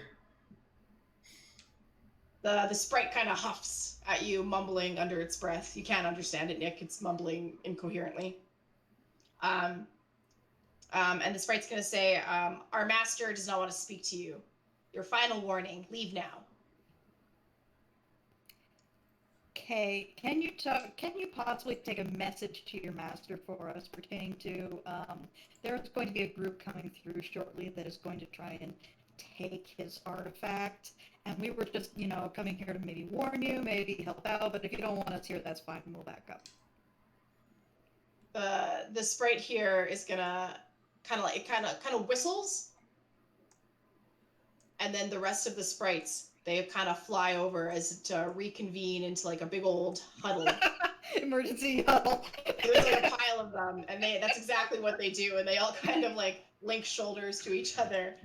And they're speaking not in Elvish now, but they're speaking in Sylvan. Okay. Damn, I can't I don't understand have that either. Sylvan. Okay, so they're just like chattering, kind of looking at you guys occasionally. A lot of head shaking, a lot of arguing. And then the kind of leader sort of sprite, or the one that had been talking to you, will kind of fly back into spot and go, "We don't normally deliver messages for your kind, but if you leave, we will." All right, cool. What does he say? We're just... He, she, what are we looking at for the Sylvan? Or for the sprite there? For the sprite. Very androgynous. Hard to tell. What do they say? Right. They're saying that they will pass along a message that the Heroes of the Start are coming to steal the artifact, and that they would still like us to leave. So I am currently cycling through all of the options in my head here, trying to figure out what to say next. Naroke is going to sit down his chest and pull out a bottle of the very nice old Fire Castle wine. And just like look at him, just like, "Do you drink?" And just like say it in common. It's like, "Do you drink?" And just like. And what are you doing, Marsh? As Naroke is offering the. I was gonna start talking to Naroke, but actually, I'll wait for this to see how this goes first before I start that. So the sprite is gonna kind of fly a little closer and then jolt back and say, "What is this?" Did they say that in Elvish or in Common? It's saying it in Elvish. Yeah, I'm gonna translate for Naroke. He's asking what it is. It's booze. Good booze from the looks of it. I will translate into. I'm not sure that Elvin has a concept for specifically booze, but I will be like a fine drink from somewhere else. So the sprite is gonna it's gonna fly back to the group, and they're doing another intense group huddle. And then after 30 seconds of whatever intense talk in Sylvan, that sprite will come back and in Elvish say, "How do we know it's not poison?" Naroke, they're asking you to prove it's not poison. Naroke's gonna pull out a cup and pop open the bottle and pour some in and take a swig himself. As you're doing that, the group of the sprites that are watching you just kind of look on in awe, and they're kind of like looking at each other, licking their lips. And so the leader, quote unquote, sprite is gonna go back. They do another quick little huddle, and then each one disappears for like 5 seconds and comes back with like a leaf cup. And they're gonna line up. We're pulling a Mirkwood. So Naroke's going to fill up the cup that he has up close to the brim, so that way they can like dip their cups in. Because if I try and pour from the bottle into their little itty bitty cups, we're losing most of this wine. You will drown a sprite. Mission accomplished. To God, they're not a problem anymore. Why, they're drunk off their fucking ass. Yeah, so I'll fill up the cup most of the way and like hold it out so they can fill up their cups, their leaves. Go on. Oh, I was gonna say, while you're kind of pouring these drinks, Naroke, also picking up that you know Draconic, I'll just kind of quickly just mention to Naroke and Draconic, and it's just like, did we just say that the heroes of the Shard are going to steal the artifact? Aren't we the heroes of the Shard? Technically, no. And I'm actually... One moment. I like how how Marsh is just now genuinely confused about what team we're on. I have lost the cover story. Heroes bad, us good? Question mark. Yeah, Naroke doesn't care. He just says, technically no, in Draconic. It's like, as a player, I'm just like, oh shit, does Endress know Draconic? But then it's like, as Naroke, it's like, I don't care. I actually tried wording that in a way that even if, like, he was eavesdropping, it's like, it just made me seem like I'm being confusing. I had to check Endress's languages because I forgot. But a glance towards Endress would reveal that she is fixated on the sprites. And even though she probably heard you talking, she couldn't understand you. Well, Naroke got a 0 on his intelligence. He wouldn't have even been looking at Endress. It was just like that moment of, as a player of, oh shit, does Endress know Draconic? And know that Darwin blatantly just said that we're not the heroes of the Shard. I fucking love it. At this point, Endress is so ride or die for us. I'm sure she'd roll with it. Yeah, probably. Good call doing that in Draconic, Marsh. I didn't think, I think Naroke mentioned before he had Draconic. I completely didn't remember until now. It's like, wait, secret languages. Yeah, Draconic, Giant, and Common are Naroke's languages. Also, the party keeps calling me Naroke, which is also probably going to blow our cover. Shit, sorry. Darwin's your last name. It's fine. Don't worry about it. Sorry, I try to be good about your aliases. Yeah, but it's fine. It's fine. Darwin's your last name. That's our excuse if Endress becomes curious about this, which historically she has not. Fair. We also utilize Darwin as my last name for the guy who I bought the beast armor from. That's right. How turned are these pixies getting? Okay, yeah. So while Naroke's kind of side-eyeing or side-speaking the Draconic, and they're hesitant at first, like they seem excited, but once the first one takes a sip, they all slam it back. And I'd say after about 5 minutes, the chittering is back, but it's not angry. It's rambunctious, it's loud, they're not really flying straight. Naroke, several of them come back like with their cups out for more. Oh, I absolutely let them have. I got 3 bottles of this shit. They're not all of them combined are not going to get through one. Yeah, that's true. Thimble's worth. And is anyone else partaking with these guys? Naroke will have some of what is in his cup as well. And I will pass for now. All right. I will drink. I will drink one because I feel like it would kind of seem a bit suspicious if no more people than Naroke drink this. So I will have one. okay, Naroke gives you some as well. Marsh, as you have your tentative, like your glass or whatever, 3 of the sprites come by and like smash their cups into yours. Like, they don't even wait for you; they just hit theirs. Yeah, I nervously like kind of cheers them back, and Marsh is just like, I'm not used to this. Yeah, this wine that you got was redonkulous even for a normal human, and these sprites are for schnickered. That's the hope. Yeah. They can't fly straight. A lot of them have foregone trying to fly, and they're resting against rocks and trees. They're singing songs in a language that you don't recognize. One of them is, you know what? This guy here is rolling in like the group of purple flowers, like a cat in catnip. They're drunk. They're drunk as skunks. Good job. That is a genuinely brilliant solution. I'll bring off one of my bottles of. I was like, oh no, they're too stupid to negotiate with. And like, oh hey, we'll get them hammered. And closing. Goodbye, Actually, Sprite tabs. Does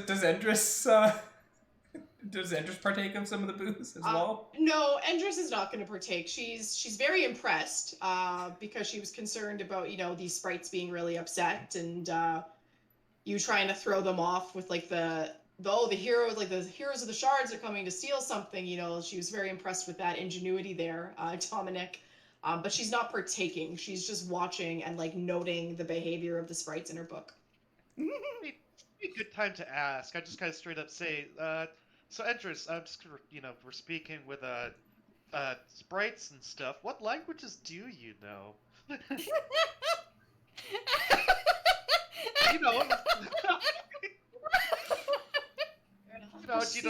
Sylvan? I think that was Sylvan. Yeah, she's gonna say, yep, I know Sylvan. Sylvan was what the riddle at the door was written in, and she's still gonna keep like writing and looking at the sprites. I obviously speak Common, and I also know Celestial. Ah, that's a good list. Good list, and then I just turn away. Good talk, Swamp. Good talk. Nervously give her the thumbs up. Yeah, so you're in this beautiful, magical, lush forest. Plants, growths, beautiful everywhere. Sprites are drunk as skunks. Is there anything anyone wants to do here? Marsh, I know you're really partial to flowers. Yeah, I was kind of curious. I'd take like maybe a little look while things are going on. Are we just waiting for these sprites to pass out? Is that what we're doing? Might make it easier. Naroke's sober still. Oh yeah, you are. I wasn't looking at those rolls. I see that 0 intelligence now. That's awesome. Yeah, the 0 intelligence was I forgot what was the 0 intelligence for. The trying to go into the it was whether or not Naroke had any wherewithal to know that, oh no, what if Endress speaks Draconic? Yeah, all good. That's what that was for. So, Marsh, if you're doing a quick check of the kind of flowers nearby, the patch of flowers that the one sprite was rolling in, but is now passed out in. They're bright purple. They've got like 6 petals each that come to like a sharp point. And like recall, give me a nature check. Yep. 11. 11, yeah. So the name is kind of escaping you. You think they might be called I don't know, like ludicrouses or something. But you know, from the petals, you can compress them down and get oil, which can be turned into like oil of slipperiness. Okay. I'm gonna like kind of discreetly take some of those. Like, I'm looking to see if the sprites are paying attention. I know they probably aren't, but. Um, so if you grab a handful, like one of the sprites immediately looks at you and just keels over. Okay. None of the sprites react to you taking any flowers. Oil of. And how many can I get? Mm, a lot. It's definitely not a matter of like quantity because there's more than enough. I'd say after like 10 minutes of collecting, if you wanted to do it that long, you could get like several hundred flowers. Okay, let's put 200. Perfect. And you said what are they like? They're purple. Yeah, purple spiky petals. Purple spiky petals. Yep, Cool. let's do it. Yep. Well, can make a whole ton of slippery oil now. That, I don't know, might be handy someday. I'm not gonna say anything. I'm not gonna say anything. The fact that he basically just picked a whole bunch of flowers so he can make lube. I'm not gonna say anything. I'm not gonna say anything. I just think gonna they say look anything. pretty. I just think they're kind of neat. Well, here, and so what you know of oil of slipperiness is that it takes like 10 minutes to apply the oil to a creature that is small or medium, and they will gain the effects of freedom of movement for 8 hours. So you know it's practical. Oh, that is Like that lube. is super practical. What's the application time? 1 minute or 10 minutes? 10 minutes to That's an Rub awful down. lot of time to be rubbing oil into one of your party members. I'm just gonna say that now. Okay, let's be I honest though. think It most takes people are 10 coming minutes out to of that rub that much onto Naroke. I think both party members are coming out of that experience changed.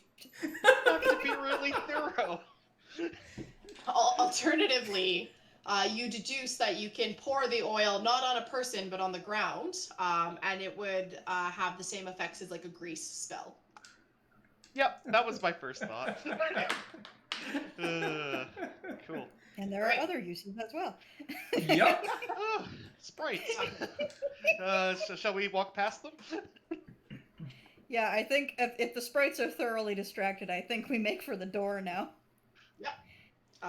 Easy enough. Andrus follows, still like writing notes as she follows you into the tree. Naroke is also going to take whatever's left in the ball and fill up his cup and just set it down on like a tree stump or something like that out here for them, so they can keep topping up as they are going. So they can die of alcohol poisoning. The longer they're not chasing us, the better. Yeah, okay, that's fair. So now with everyone kind of stepping into the threshold of this hollow tree, you can all see that the walls, like the bark walls, are super, super thick, but very hollow inside. And the bark kind of twists on itself, and in areas it sort of creates like a winding path that spirals up the tree. So you'll be able to climb up. And I imagine you do? Yes. Yep. Nice. Yep. Okay. It's not super treacherous. Like, you definitely need to be careful because it's not like a wide, nice, normal staircase. But if you can take your time, it's easy to do. Often the path will kind of weave through the bark and back outside onto branches up the tree. And you're super high, and it's just absolutely breathtaking, this view, being this high above the tree there. While it was dark and the blue light is still kind of shining things around you. And Raptor helps, of course. But the higher up you get, the more there's these like kind of crystals along the cavern walls in the distance that kind of shine like stars. It's just super cool. And that path continues to weave in and outside the tree. And it's getting late now, you can tell. While the sky's not changing, the light is still the light. It's still kind of dark in places. You guys feel tired. And you know that a solid day has gone by since you first entered the crypt. Geez, I would like a rest, but I don't know if this is a good spot for it. I would definitely say this tree is big enough, and the branches are so wide that you could sleep on them. Yeah, but is this someplace we want to sleep unprotected, I guess? Fair enough. Fair enough.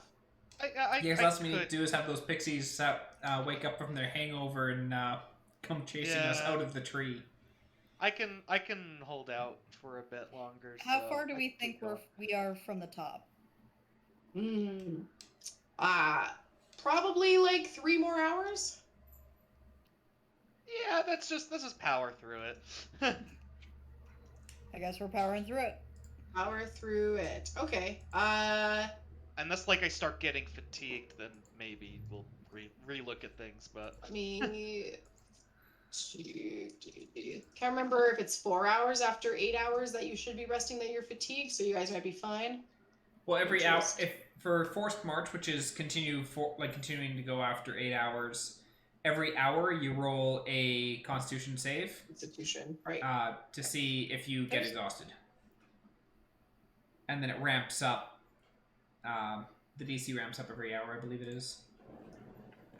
Okay, what about the other 8 hours? Because there's 24 hours in it, so we're supposed to spend 8 hours, 8 hours sleeping, 8 hours traveling, 8 hours rolling Constitution checks, I guess. Well, the other 8 hours is like if you're going and doing things, like as an example, when we're in like the snake room and all that kind of stuff. But like, okay. It's like the forced march, or like we are traveling from destination A to destination B and just like walking. That is the 8 hours of travel time, kind of thing. Okay. Yeah. Well, I have the exhaustion chart here, so if you guys want to continue, I'm totally okay with that.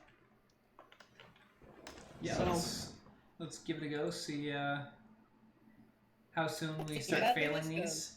Yeah. So if everyone just makes me a Constitution check, as you've continued for an hour up your big old tree.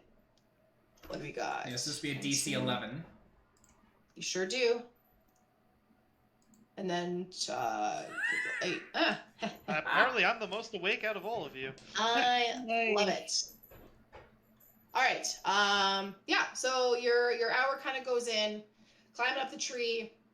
You're still making steady progress, but Naroke and Dominic, you're feeling tired. Like your feet are dragging. You're continuing on. It's fine. You're not falling over. You're not, thrilled by it. Nick, you seem like the kind of guy that values sleep. I do, very much. So I have disadvantage on ability checks. You have exactly disadvantage on all ability checks. But your speed is still the same. You're still making the same progress. And saving throws aren't ability checks, so. That's true. They're not. Yes, level 3 of exhaustion disadvantage on saving throws and attack rolls. Yes. So Marsh, I imagine you're probably leading the pack since you are feeling pretty spry. Oh, surprising even me.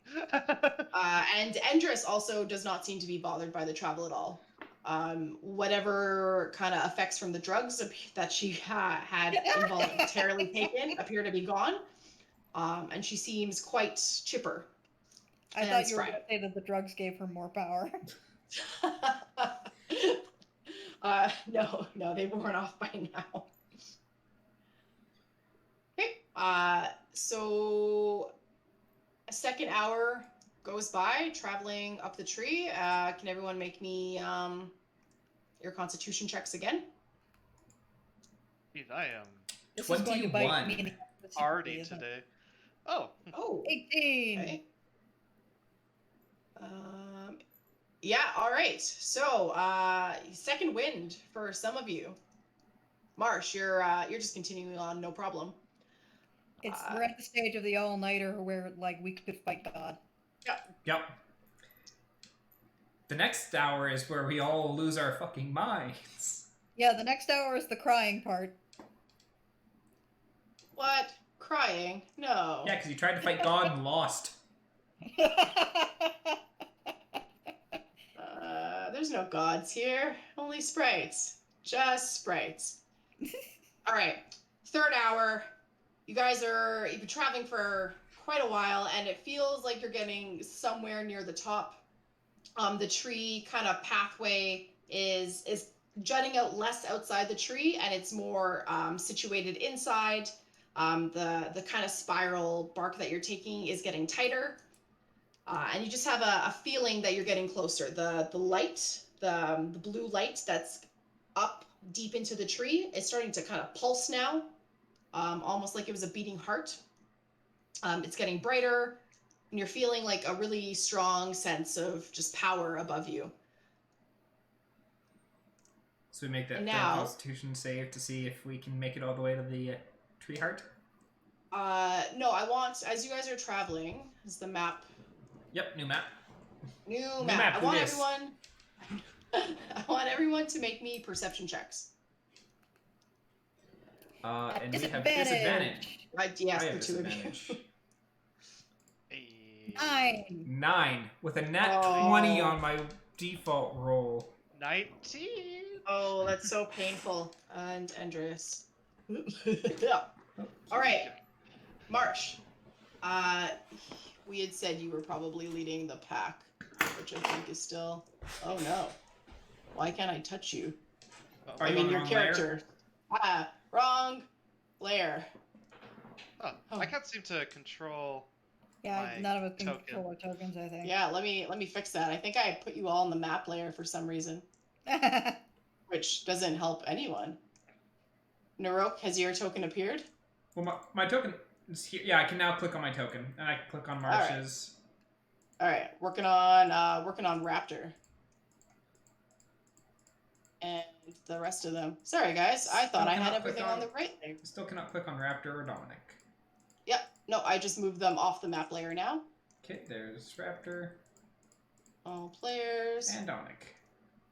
And then let's do Endress just in case someone feels like throwing her off a tree. Well, All right. finally know too much. See ya. Yeah, he officially knows too much. Off she goes. Yes. You, with your keen sense of awareness and your ability to power through into the night, even though your body probably needs sleep,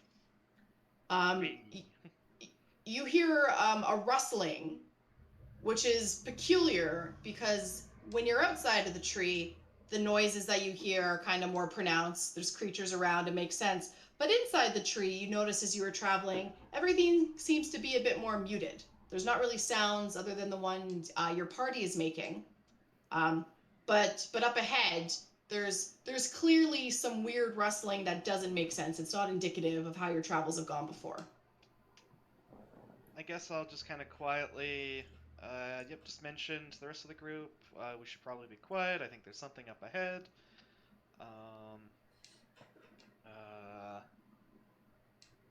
I could maybe get a little bit of an advanced look. I'm not awful at stealth. I mean, ideally, I think it would maybe be Nick who sneaks ahead, but it's a bit tired, so I guess maybe Yeah. I mean, the question is, my stealth with disadvantage, is that still going to be better than your stealth? I think we're about even, actually, on stealth. Yeah, I actually have surprisingly high stealth for than I would think I would have. So I think I think it'd be good if I go for it. Yeah. Naroke does not have good stealth. He has disadvantage on stealth check and a -1. An okay 11. Okay, 11. All right. So I imagine you being, pretty smart lizard folk, you're kind of sticking to the bushes here as you try and get forward, knowing that what you heard was sort of directly ahead of you, and you're not going too close. You're just sort of sticking to the shrubbery growing in the tree. And as you take a step closer, the twitching that you heard can be seen in the brush here. Nothing happens, but now you see some unnatural twitching. How do you want to progress? Perception 20, non-natural. 20. Okay. All right. Yeah. So knowing 100%, you heard something, you saw something, you kind of motion the team to hold up, and really focusing. It's hard to tell at first because it blends in so well with the natural environment. But up ahead is a giant black twisted Venus flytrap. Oh, jeez. Feed me, Seymour. Sorry, where on the map is the... Can we see it on the map, or is it, like, off the map It's right coming. It's coming from the shrubs here. there? Okay. From what I can see, it doesn't look like this Venus flytrap can move, can it? No, it doesn't. Oh, and I'd say from what you know, from creatures like this, it would be a slow-moving creature. But they tend to have reach, what with all those Yep. snappy mouths on vines. Is that the only way to progress? Like, can we take, like, the other way to continue forward? To progress, there's a path kind of leading here and a pathway leading here. So it forks as it continues up the tree. Okay, well, I guess I would maybe see if I can try to get the party to quietly take the non-Venus flytrap path, and then we can just kind of maybe just ignore that. Oh, no thank you. Uh, We see your encounter and we say no thank you. it's kind Why of are we going the other way? There's the giant man-eating plant, the closer path. We Yeah, could that's a just good reason walk- to not go that way. Yeah, we could just I need maybe a walk nap. around it. All right, is that the consensus of the party? Is to try and walk Yes. around the obvious encounter? Should we like park our butts back now that we're up by the top? Do we want to park our butts back here and like camp? Because if we keep going on, Naroke has a good chance of ending up with another level of exhaustion. That's not going to be good. Yeah, maybe this is where we camp now that we're at the top. Yeah, sure. I don't think that's an awful idea. And if we fall off here, we're not going to fall to our death. Probably. And there's a bunch of man-eating plants down there, but What are the odds of that? I don't know. How sadistic is the DM feeling? No, you guys made me laugh. We're cool. Camp's easy enough to do.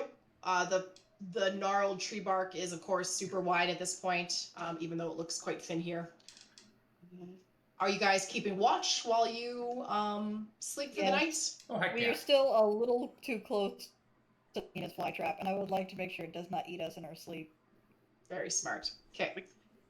We could like maybe like I don't know, like set up like bells or something on the bridge. I think that's the only real. I have wind chimes of alarm. Those ones. Is there any wind in here to activate the wind chimes of alarm? Good question. DM, is there any wind in here to activate the wind chimes of alarm? No, it's been quite quiet. There's been no breeze, no noise, which is what tipped Marsh off that something was odd that he heard rustling. God damn it. Okay. Who has the alarm spell? Nobody?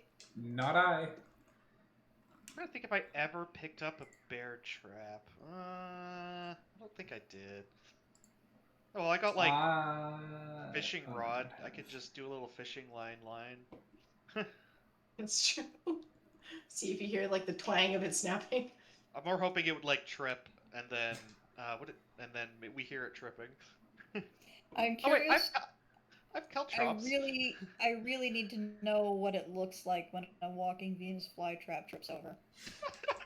How would it even be noticeable? See, I'm now picturing just like the piranha plants from like Mario, where it's like outside of the pipe, and it's like got those like little weird leaf legs. Okay, actually, yeah, I got it. I for some reason have a bag of caltrops. I don't remember where I got this. I'll just put that on the bridge and just remember to pick it up in the morning. You better, or else that's gonna suck. Yep. Yeah, I would say. Oh, I was about to say, like, yeah, I have 10 pounds of caltrops as well. Okay. Are you also adding caltrops or just Marsh? No, I think if Marsh is doing this trip across the bridge, we should be good. Yeah, I feel like that might be a bad thing if we just caltrop every single potential exit. That could end up being bad. It's true. But if you want to caltrop the area ahead of you, that's easy to do. You can definitely do it quietly, keeping an eye on the brush where you know something lie in wait for you. And you have successfully caltropped the bridge. Sounds good. Well, I'm the most. Oh, well, me and Andrus are the most awake, so I guess I'll take first watch. Okay. And yeah, Andrus would be happy to take second watch for that reason, if you guys are okay with it. Nick will take last watch. Nick's taking last. All right. All right, Naroke, that puts you. Wait, I can't do math. What does that put you at? Third. Second to Just last. kidding. But not fourth. So not fourth, first, or second. Marsh, can you please roll me your perception check as you wait with a hungry man-eating plant? Well, yeah, not rolling today with a 5. With a 5. All right. You don't hear much here. No wind, no chittering of drunken sprites. All seems really quiet and just peaceful for your watch. That's a good question mark thing. Knowing what lie in wait of here, I imagine you keep your kind of focus there. Yeah. Nothing seems to stir, and your watch goes by, thankfully, uneventful. Okay, well, I'll give Andrus a poke and just say, your turn, and I will just happily immediately go back to sleep. Sleeps like a baby with a man-eating Venus flytrap not far away. Love it. So well rested. Andrus will kind of step up to your caltrop line, being careful not to get too far. And she's gonna, keep her book with her as she does her watch. And laser focus ahead. Her watch goes by, uneventful, as she takes notes. And when it's time for Nick's turn, she's gonna scooch her butt back carefully, being mindful of the edge. You mean Naroke? Sorry? Naroke. I'm Naroke's turn, yeah, thank you. Naroke's turn. And she's gonna kind of just shake her shoulder and be like, Darwin, it's your turn. Careful with the caltrops. I poked my finger on one. Well, that seems like a silly thing to do. Why are you poking the caltrops? Because I couldn't see it. It's dark. Even with this weird blue light. That's fair. You should have dragged Raptor over. There's plenty of torches on Raptor. Good point. Naroke's gonna get up and... Naroke has 2 things. Okay. great, an intelligence roll, love it. Yep. So my perception check... I've got a 9 for my perception check too. 9, alright. Are there rocks nearby? There are plenty of rocks, yes. So, I'm assuming the party had pointed out where this Venus flytrap was? Yes. Yep. And is its mouth open? You can't really tell because it blends so well when it's not moving. It's almost completely indiscernible from regular like plants. But because Marsh had rolled a 20, had rolled so high, he was able to tell that there was in fact a man-eating plant there. Okay. So I'd say from where you are, it'd be very hard to tell whether its mouth was open or not. But I can see roughly where it is, though. Yes, if you focus on it long enough, you can sort of see a sway, which is odd because there's no wind to blow the leaves. Okay. Naroke is going to start picking up small rocks and trying to think assuming that the mouth is open and trying to land them in the mouth to see if you can just watch it go whap.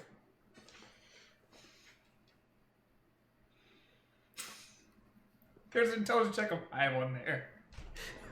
5 is still not the 5 is barely dumbest above thing in the sentience.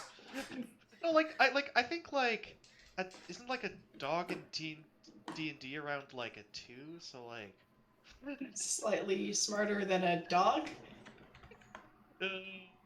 How many rocks are you throwing, buddy? The defeat in your voice. Naroke is gonna throw 1d10 rocks, so let's see. 9. 9 rocks. Alright. And it's not like he's grabbing the mittful and just lobbing all at once, just grab. Oh, for sure. Toss it and wait, just anything happen? No, okay, grab another rock. He's got 2 hours to entertain himself. Yeah, he sure does. So, as you're throwing these rocks, no check necessary because it's a little pebble, and you're a big man. I would say the first few rocks you throw, you can see that you overshot it, and they kind of hit the bark of the tree and stumble down. One kind of falls down up the way you came. You don't hear it hit the bottom. And it was 1d10 rocks. Yep, so it's 9 rocks in total is what I threw. So on your fourth rock, as you lob it up, you get a nice arc, and you hear just this. It's not a sharp slap, but you hear a loud kind of womp. And then you hear rustling, like almost like an angry breeze, even though you don't feel a breeze. And you can see and hear the leaves in the brush there start to kind of shake erratically. And I want you to make me a dexterity saving throw.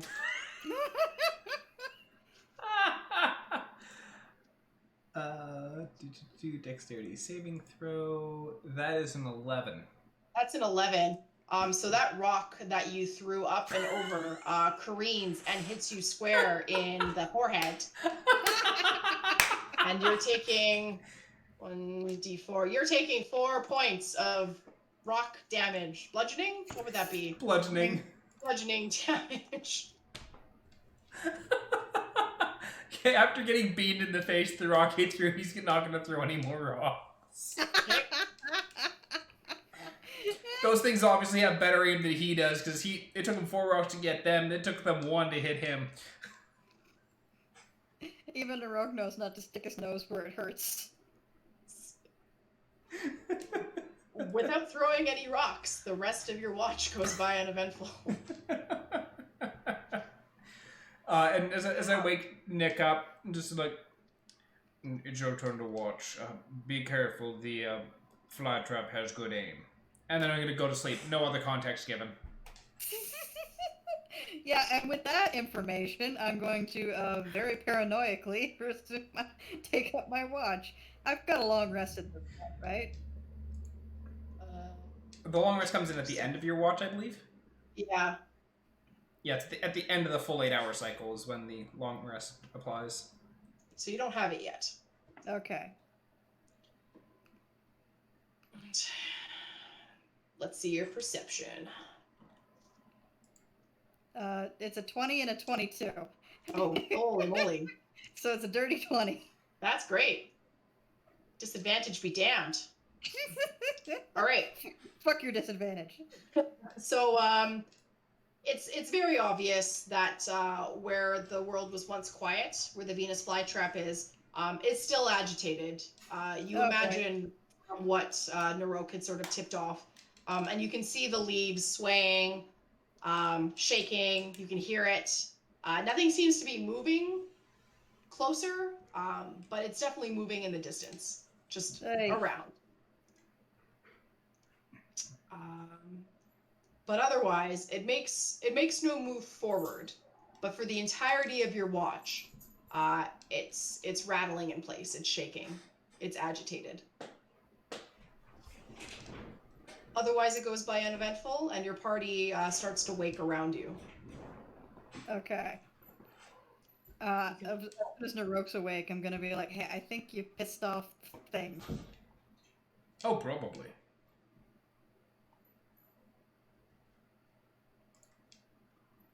Make a big yawn, wake up. Or maybe a quiet yawn. With morning upon you, there's no nice sunlight, just the same brighter blue hue still kind of pulsing above your heads. You can all see now that the Venus flytrap, which was once still before, is flickering ominously ahead. And you guys need to proceed up the tree somehow. Guess I will slowly start putting my caltrops back, very carefully. All right. Yeah, don't stab your finger on those. Apparently it hurts. Sure does. Oh, my immediate assumption would be that Naroke stabbed himself. No, I was throwing rocks at the plant. Oh, okay. I'm gonna keep picking these up now. Yeah. Yeah. Yeah, it If it takes doesn't take too long. doesn't take too long. No. Give me a perception check. Marsh. 9. You're pretty sure you got all of them. Yeah. Cool. Okay. Well, if I'm pretty sure, I guess I'm ready to keep going. I'll get All ready right. to make that dexterity saving throw. So the party has a choice. Probably several choices that I haven't even thought about. You can go left at the fork here. No. You can try and shimmy right at the fork here. Yeah. Maybe you can pick your way up the tree. What are you guys gonna do? If we sidle up next to the wall and clip through, we can Just start wall hacking. I've got an axe. We could do it. I think we try to go the way that doesn't have the main Venus flytrap. Okay, great. So as the party kind of carefully shimmies across the bark bridge, heading towards the right fork, that is where we're going to quickly stop for our break. So I think we went a little past that. Seems good. We will be back in about 10 minutes. So until then, take care. We'll be back.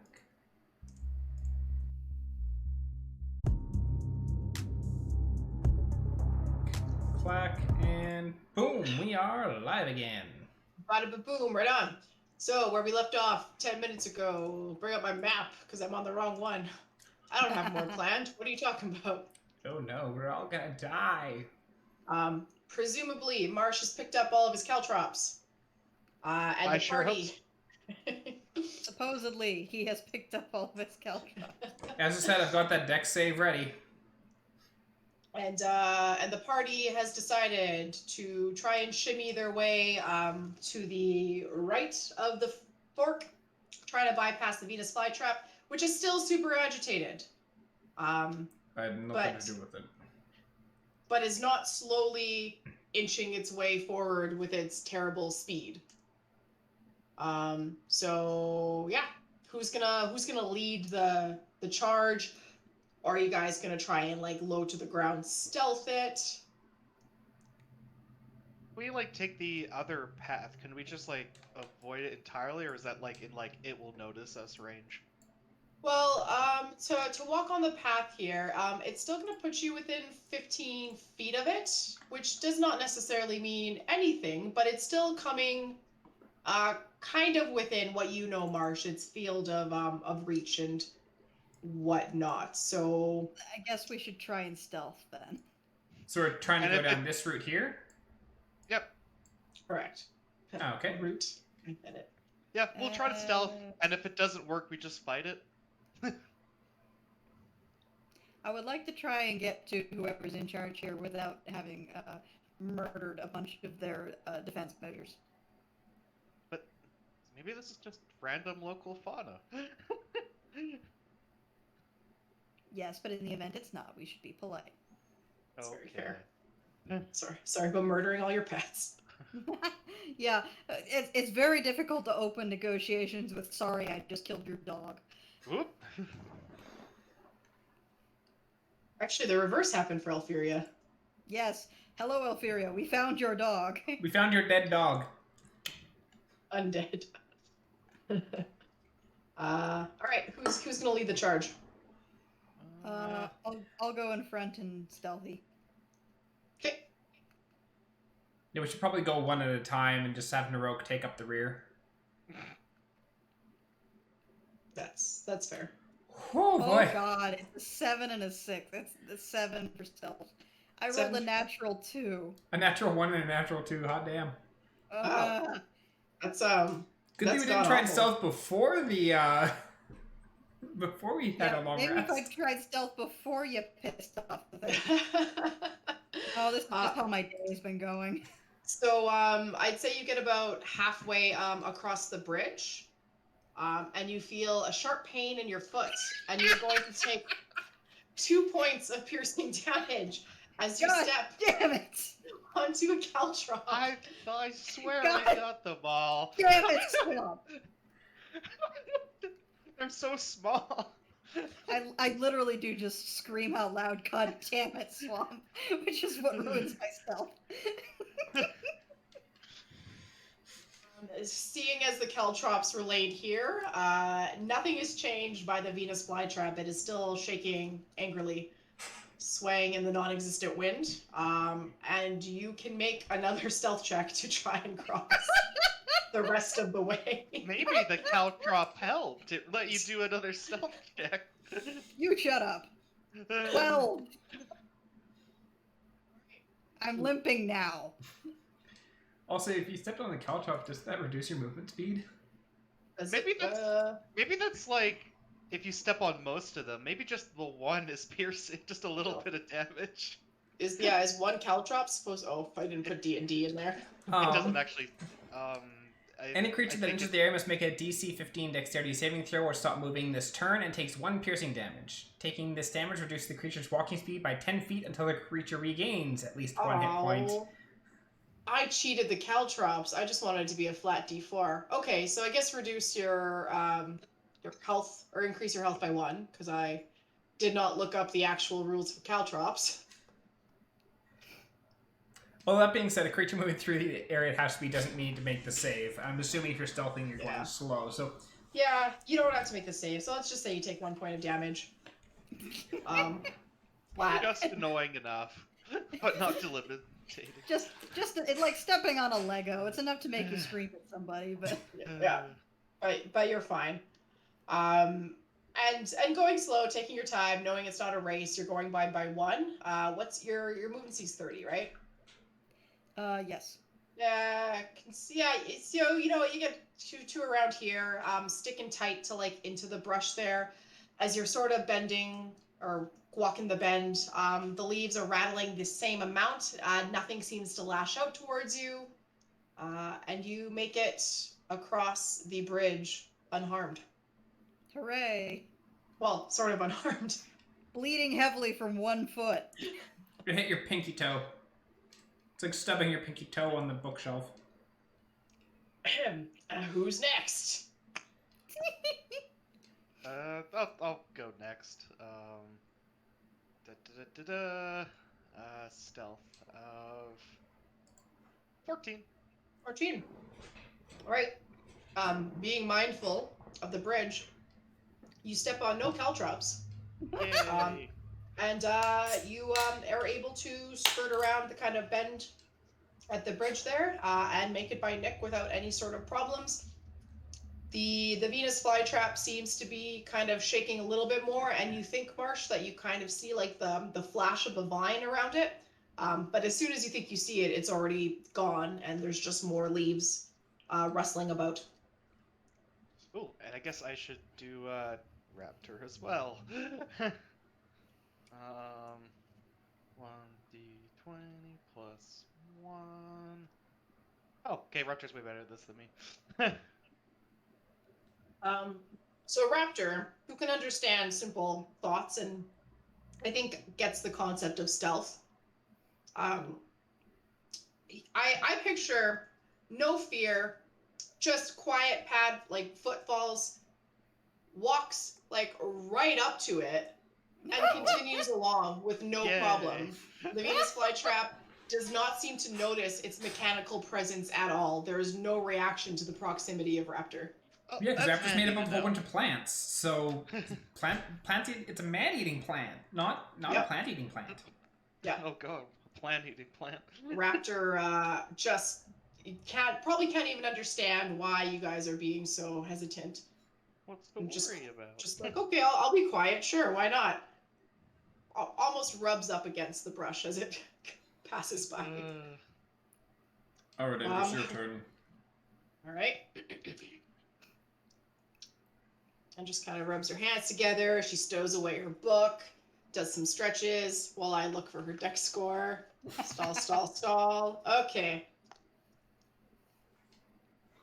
She's much slower than the 3 of you previously that have crossed, and she's sticking like dangerously close to the edge here. but Endris makes it across without invoking the plant's wrath. All right, Naroke's turn. Darwin. And now, And now, A finale. the jerk that threw rocks.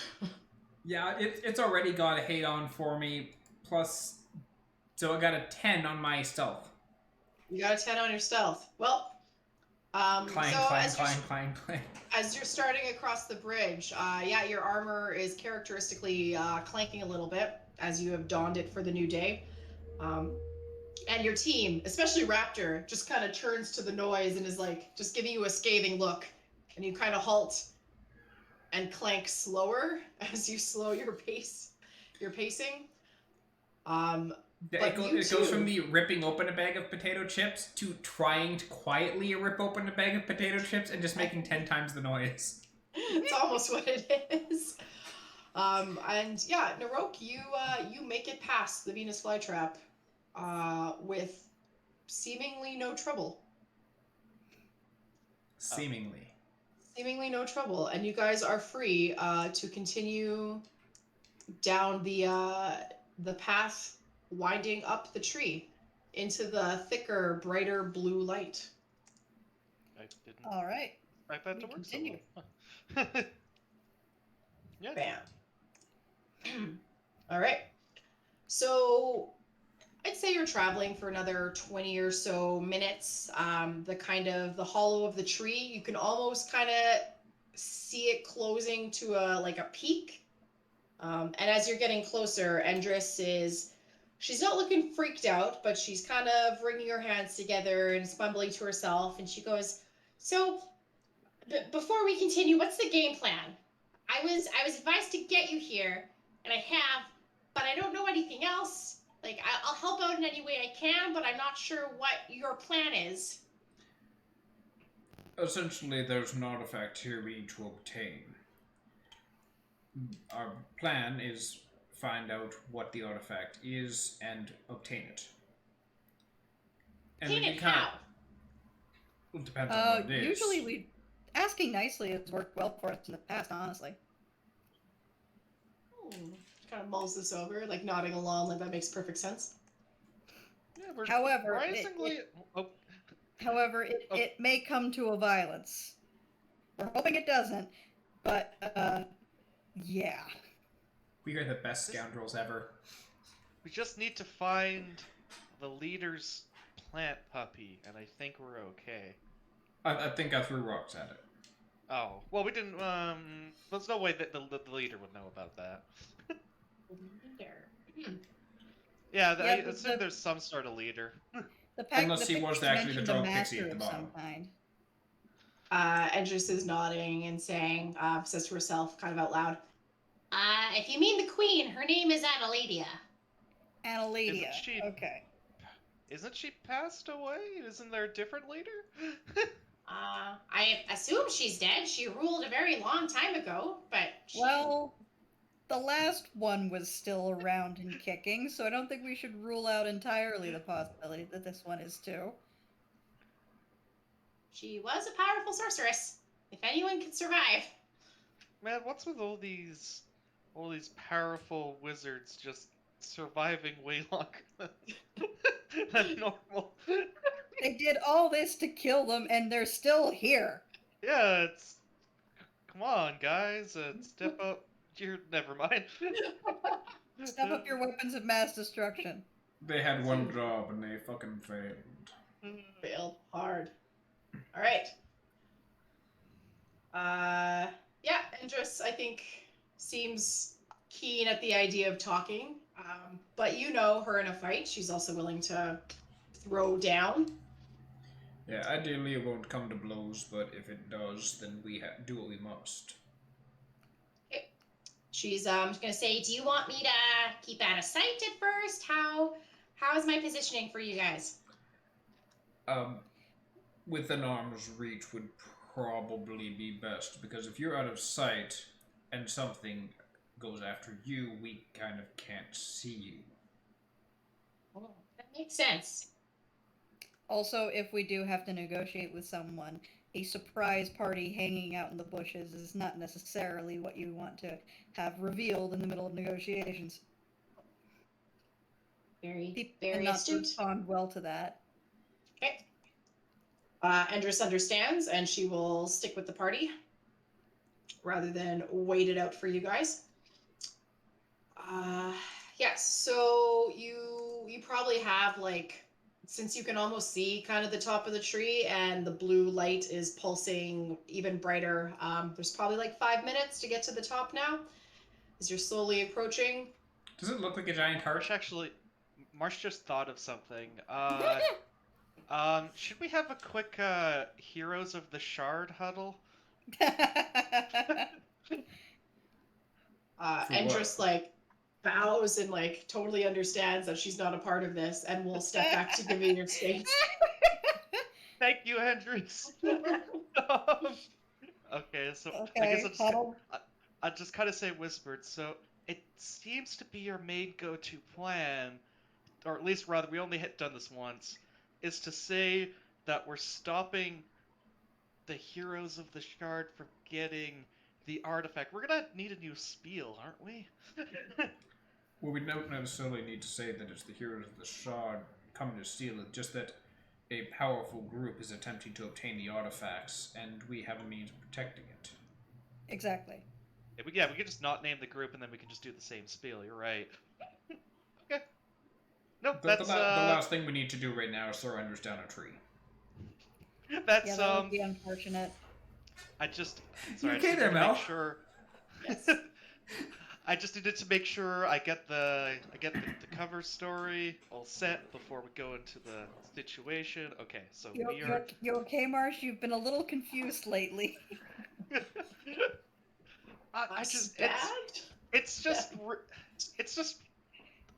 It's really hard to keep this up. I'm trying my best. I don't want to be the one that breaks this whole thing. Maybe kind of kind of gesturing to Endress without her seeing. Honestly, we fucked up. I personally have fucked up so many times on this. I'm not sure what it would take at this point for her to realize. At this point, I'm not quite sure she cares. Also that. Also, I know that Naroke doesn't know this, but when Nick was going through Endress's book, hadn't she like been mentioning things about the Heroes of the Shard, like since having started traveling with us? It's like very I think positive we thing, saw. yeah. I think we saw a couple of like people's names with hearts around them. Wait, and she was writing bad poetry, wasn't it? Yes. That's what it was. Yeah, a cursory glance at her notes, her grimoire, as it were, revealed pretty much like a diary. Of just like what you did, where you went, notes on whatever interesting things she found, and then anything relating to your group was rather positive. Okay. Yes. Would this be? Oh, sorry. I guess technically, have you brought that up yet, or is that all kind of like? Is that information No. you're keeping to yourself? I think honestly, that's her business. What she writes in her diary is her business. Yeah, you hadn't divulged it to the group. Naroke was stoned, so he wouldn't have known anyways. No. I remember bringing up the book. The only thing like out of character I would have like the concern, it's like if for some reason like she did like end up working with the real Heroes of the Shard or not working with us anymore, she has like a detailed book of everything we do, which could be bad, but maybe it'll be fine. Maybe it's probably fine. Okay, well, I'm pretty sure as long as we keep stringing her along, we're the Heroes of the Shard, or at this point, I don't even think she cares about that. She just likes being important. Okay, but for now, we're still Heroes of the Shard. Other group is there's another powerful group that is attempting to procure the artifacts for world destruction. Yes. And you guys can deal with Endress as a loose end as you see fit at any point you want. It doesn't have to be now. Yep. And I was like, please don't kill Endress. Off the tree whenever we feel like it. No, I really hope we don't have to throw. I hope we can just send her back to her university, having had an adventure, and she gets to live out the rest of her life in peace. Yeah. Or hell, we've got what 3 more artifacts? This is a total of 5. Was No, it? we're not dragging her along for all of those. She could be a wealth of knowledge. Yes, after this one, it'll be 3 artifacts. Oh boy. Well, Marsh is square, so Marsh is good in this huddle. Unless anyone has anything No, else they want to bring up. I think we're good. Okay. So, you ascend the remaining plank of twisted, gnarled bark, and can peek over to where the blue light is at its brightest. And it is coming from new map. Ignore the fact that this is not blue, but is in fact red, because it's hard to find textures the exact color you want. But at the center of this tree, where it's no longer hollowed out, but comes to like a flat ground, the peak is closed above you. The roots from the top of the tree kind of, yeah, that's perfect. That kind of blue. That is clearly what you want. It sort of twists into itself into this gnarled, beating heart that's woven into the bark of the tree. And as the heart pumps, that's what kind of makes the blue light sort of flicker. And it looks like the essence of the tree is flowing from the top and down into this heart. There's like branches and bark that are sort of protruding out of it too, bleeding into the floor that you're standing on, going down the tree itself. Around you, there's still some more like branches, leaves. It's quite pretty. Fireflies are in the area. But this is that source of power that Marsh could feel. There's an energy here. It smells and tastes kind of metallic, raw power beating in the heart of this tree. And I want everyone to roll me perception checks. Oh boy. I wonder where the artifact is. That's a bore. It's a. I don't think I 14. see it. Oh shit, Endress is a part of this. Uh-huh. All right, Naroke 22. with 22. It takes you a moment, but as you're looking at this wooden monstrosity of a tree that's kind of combined with a glowing blue heart, as it beats, you see what looks like a face in the wood, and eyes flicker open. A body, a head, a sort of disembodied head that looks like it's made of bark, kind of bleeds into the heart of the tree. As you look further down, there's sort of a twisted arm kind of protruding out at a weird angle at one other side. And it almost looks like a body had melded in with the tree here. What was the name of the lady who was the... Adeladia. Adeladia.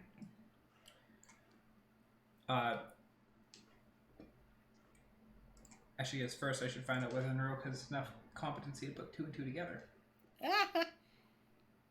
That's a no. That's weird. And who might you be? As I'm just like looking at the tree. That's a tree, Naroke. That's a tree, Naroke. Are you all that blind that you can't see the person in the tree? I squint a little bit. I also squint. Naroke's kind of like walk forward a little bit and like motion right to the face. Huh. Oh, hi. And kind of turn back to the tree and once again, like, so I repeat my question. And who might you be? As you address her, she's gonna kind of look all of you up and down, and her eyes are sort of fixated on Raptor for a moment. Uh-oh. Just kind of hide him a little bit behind. Just step behind him. Do nothing to see here. And she ignores you, Naroke. She doesn't look at you to answer your question. but she's gonna face Marsh, who is now kind of hiding Raptor, and say, "Is that yours?" Well, yes, I made him. She's gonna say, "He's beautiful."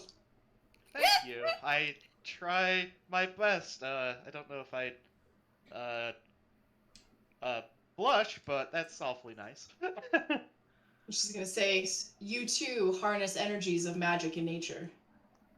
Yeah, I'm not entirely 100% sure where my ability comes from, but I just it just always kind of clicked pretty well to me. Then let me ask you, why are you here?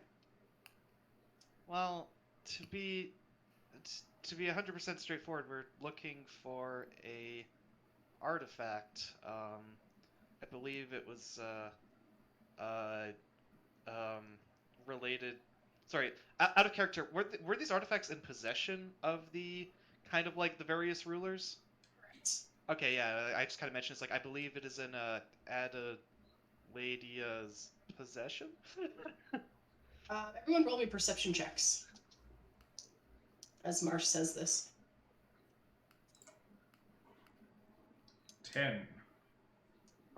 18. All right. So Dominic and Marsh, when Marsh says that we're looking for this artifact that's in Adeladia's possession, you see her eyes kind of flicker up, and she like really quickly. It's really like super fast. This happens, but she kind of almost looks like she's looking behind herself before turning her eyes back to you, and she's gonna say, "My artifact." Hey, It's here, but if you're looking for it, then you should know why I can't let you have it. I just kind of why's that? Alright, Marsh says kind of nervously. She's gonna say, its only purpose was for power, and that same lust for power is what made the world what it is now. I cannot give it to you. May I, as I just kind of like, may I, have, my friend, Nick here, explain our cause? As I think you were doing okay, honestly. I think you got an in with her. She kind of looks to Dominic, who you gesture for, and says, "No, I will speak to you. You understand the delicate balance of the world." Okay. Okay. Can I Cyrano to Bergerac this shit? Yes. I'm gonna do my best to sort of feed Marsh lines. And while this is happening, Naroke, are you doing anything real quick? Whereabouts on the tree is the face?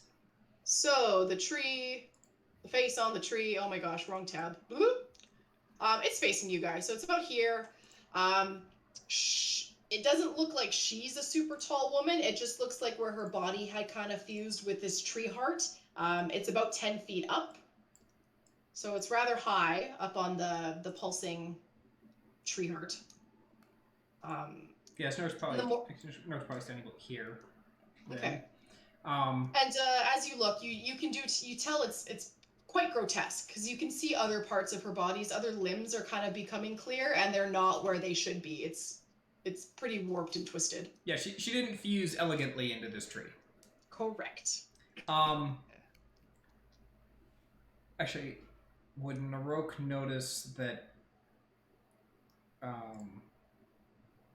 Yeah, I think Naroke might notice that Kit's trying to feed Marsh lines, and so just like Naroke's gonna like move around a little bit just to create that little bit of like white noise right beside the tree. Okay, so to Marsh, I'm just gonna kind of nudge him and say, bring up the fact that we don't actually want to use the artifact. We just want to keep them out of the hands of people who do. Cool. Okay. Yeah. So, Adeladia, we don't actually have any interest using these artifacts. We honestly are just gathering them to prevent them to fall into the hands of other other groups that would use these artifacts. She kind of scowls as she looks at you, and you feel as if an insight check is being done on your skill. We're telling the truth. That's the thing. Yep, Yeah, no, we those are actually being kind of honest. close to. We're that's not what accustomed to it, but it is what we're doing.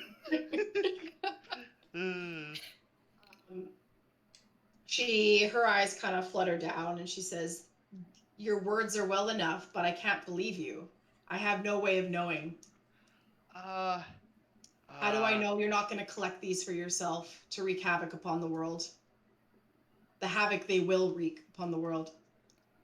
I guess I'll actually like kind of specifically kind of quietly kind of mention to Nick, it's like maybe we mentioned we have one of the artifacts and we haven't gone mad with power? Is that a good move? Can I do an insight check on Adelaide to see whether that would be a good move or whether that would just panic her further? Yeah, absolutely. Okay.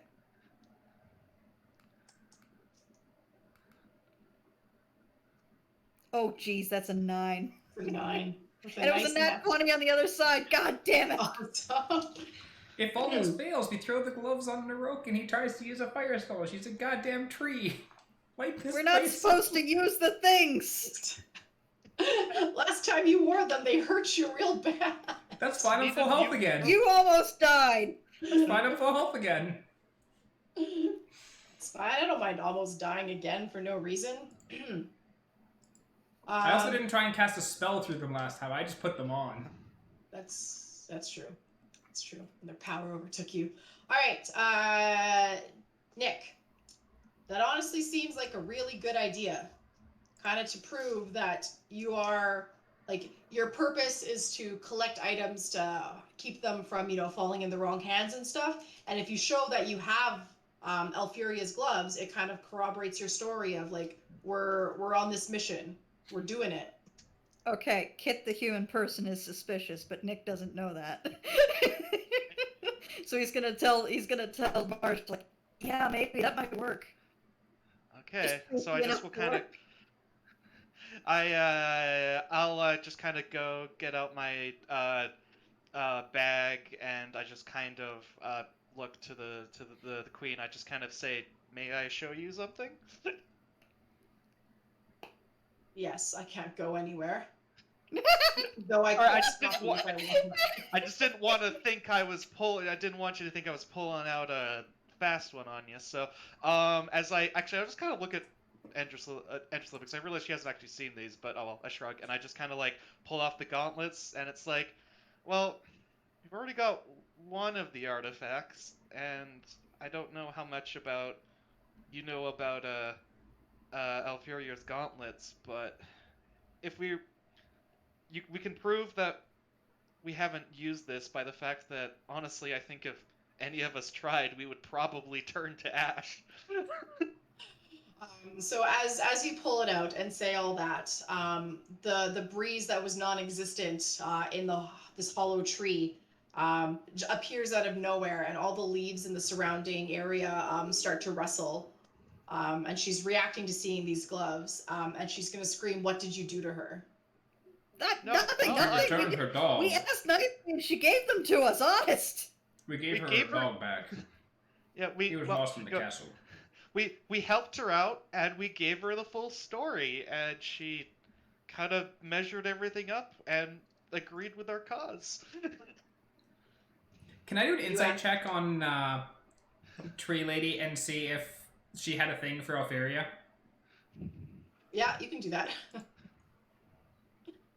friendship thing. 13. What do you got? 13. All right. You can tell that she cared for her. It doesn't necessarily seem lusty in nature.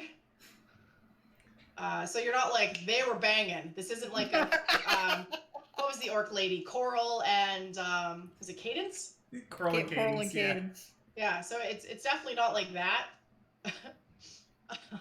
But but you're feeling like Alfuria was important to Adeladia.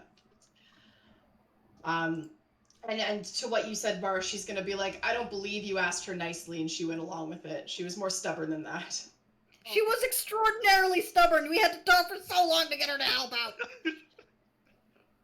Yeah, no, I can assure you it was not easy to convince, even if I may have made it seem easy.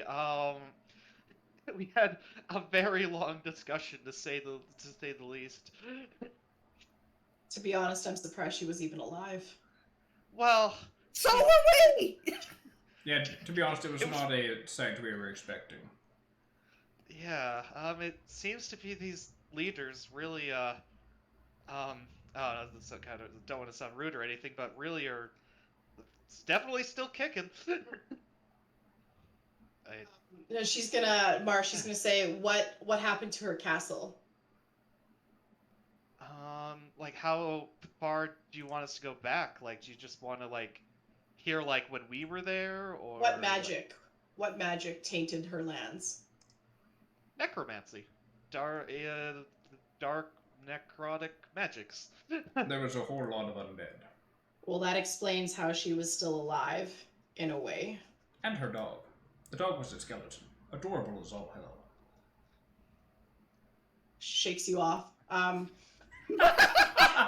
It's really too bad that she's decided to ignore Naroke, because that was clearly the most important piece of information we had to offer, that the dog was undead but adorable. What adorable. Rest assured. But she will agree. She'll say, yes, in our fear and our panic state, when we dropped the bombs, we weren't accurate. We weren't thinking. But if what you say is true, who is the group you're trying to protect the world from? I keep just kind of lean closer to Kit.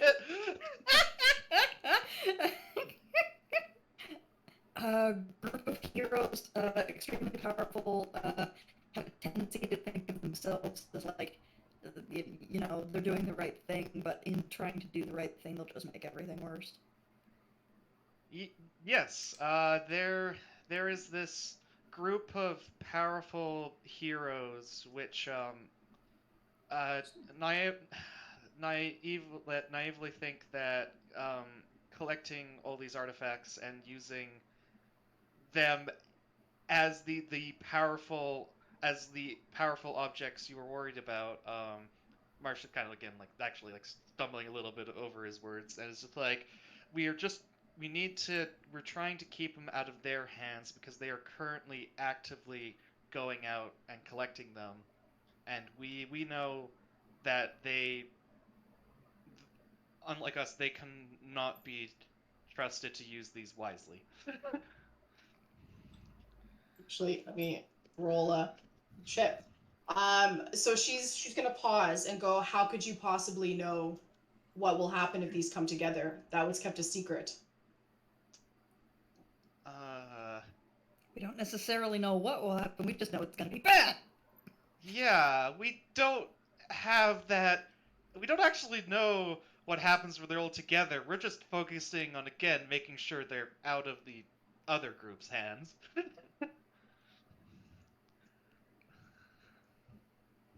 She says, if I give you my artifact, I want you to destroy it in front of me. How do we destroy it? I mean, if I think we can do that. Out of character, I'm trying to remember the original deal. I don't think there was We have to bring them anything all. Huh? We have to bring them all. They have to be I intact. think we just had to get a majority of them, but I don't think it was necessarily a deal breaker to destroy them, from what I recall. Finley, who is the man that sent you on this epic adventure, wants our them all. Catboy boss. Catboy, yes. Redford, Catman wants them all brought back. Now, Naroke had made the argument, like, we only need to get some of them, and he was like, that's not good enough. I want them all. So it's part of the reason why we didn't trust him as far as we could throw him. But he was paying us. Supposedly, I still have not gotten a paycheck. I don't necessarily mind pissing him off in this instance. Yeah, I don't even know, like, how to break these things. I'm more curious to really see, like, what she has in mind for us breaking it in front of them. Actually, I guess I'll bring that up to her. I'll be like, we're not, we wouldn't be necessarily against that plan, but aren't these artifacts, like, incredibly indestructible? Like, I didn't even know these could be destroyed. Yes, normally they are, but you have her gloves. Oh, because, like, fire, and what is your artifact? Is it like a, it's a, we haven't actually seen it yet. What is it? It's a cloak. Huh. Let's So see, basically, take her fire gloves and roasty toast the cloak. Huh. I don't think we can use the gloves without getting mildly incinerated, is the thing. Yeah, we might, that might just kill us. Again, like we were saying before, we know that if we put these on someone's hands, it'll just start burning them up. I don't know if that's in our power. That is your option. You destroy the cloak in front of me, and you may go. If you do not plan on destroying it, I will not give it to you. We'll give it a try. God damn it! Again! Oh, there goes the mic. No! Mic down! Mic down. I'm willing to give it a try. If you believe the gloves are capable of destroying your powerful artifact. Though, one thing I do wonder about the artifact,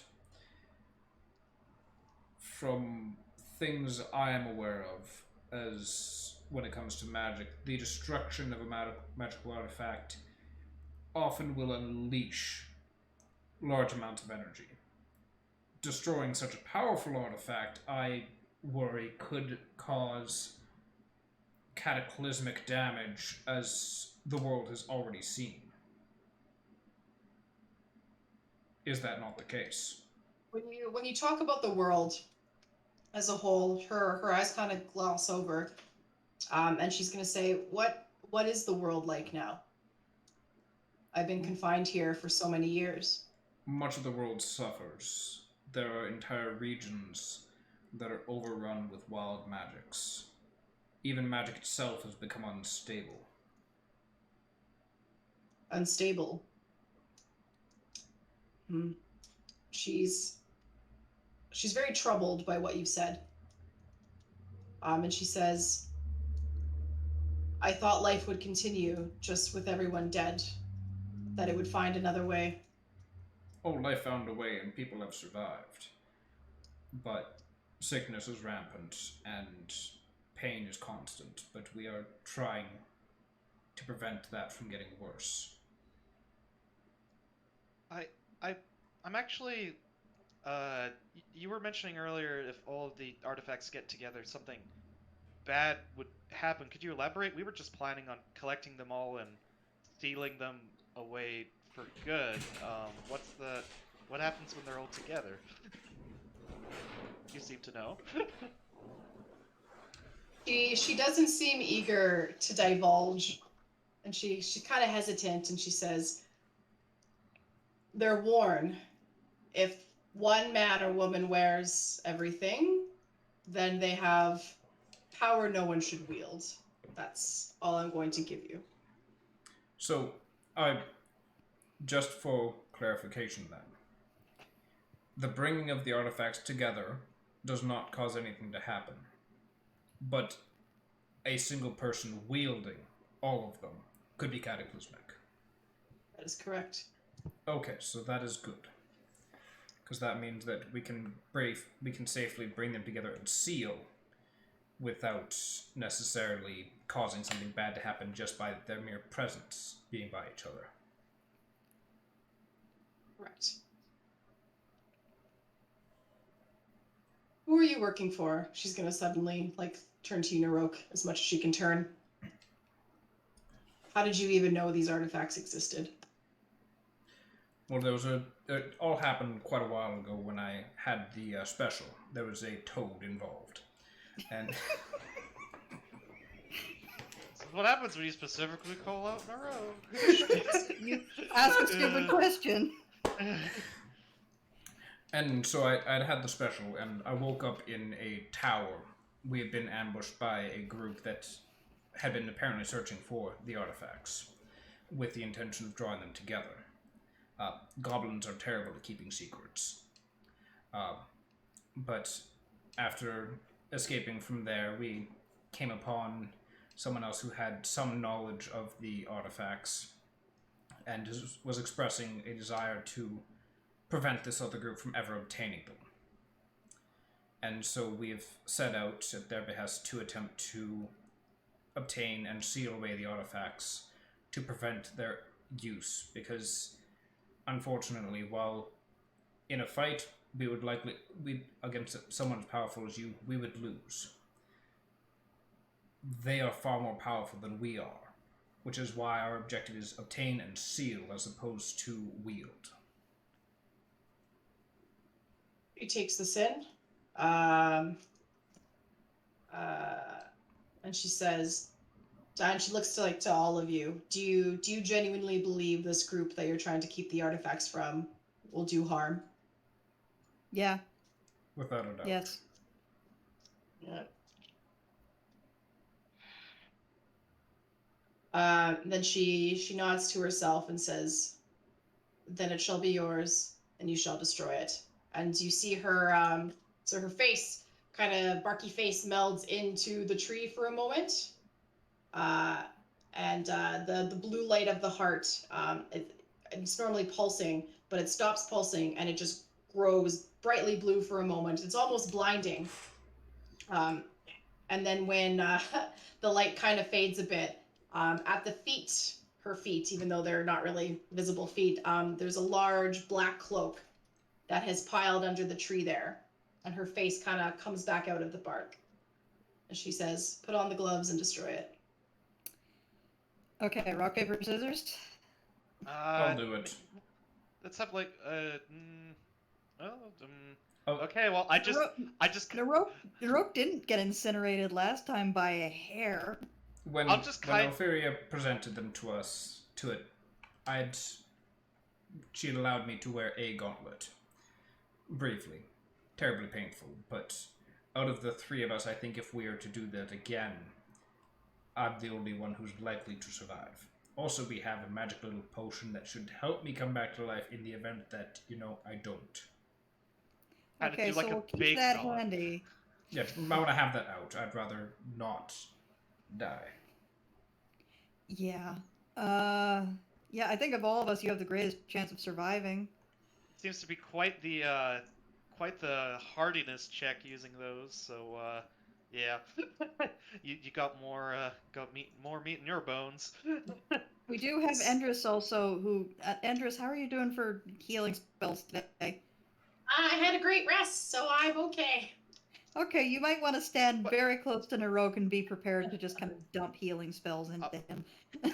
That would be greatly appreciated. It hurts like a bitch. So assuming we're talking in private, it's like, so I guess we'll probably, this is kind of away from interest, I assume we'll probably have to tell our guy that he's not going to be able to get one of the things. He'll find out eventually. Yeah, honestly, like, the more she talked about all of the artifacts together, the less I kind of wanted this mysterious employer to get it, so... Yeah, fuck the cat boy, let's blow this thing up. Yeah, let's do it. Actually, I'm gonna turn to our tree lady and be like, so out of my own curiosity, what is it the cloak does? When you wield it,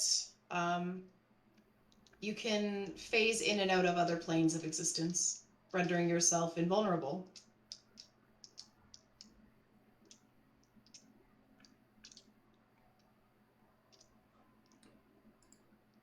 And of my earlier question of destroying magical artifacts, unleashing terrible pulses of energy upon the world.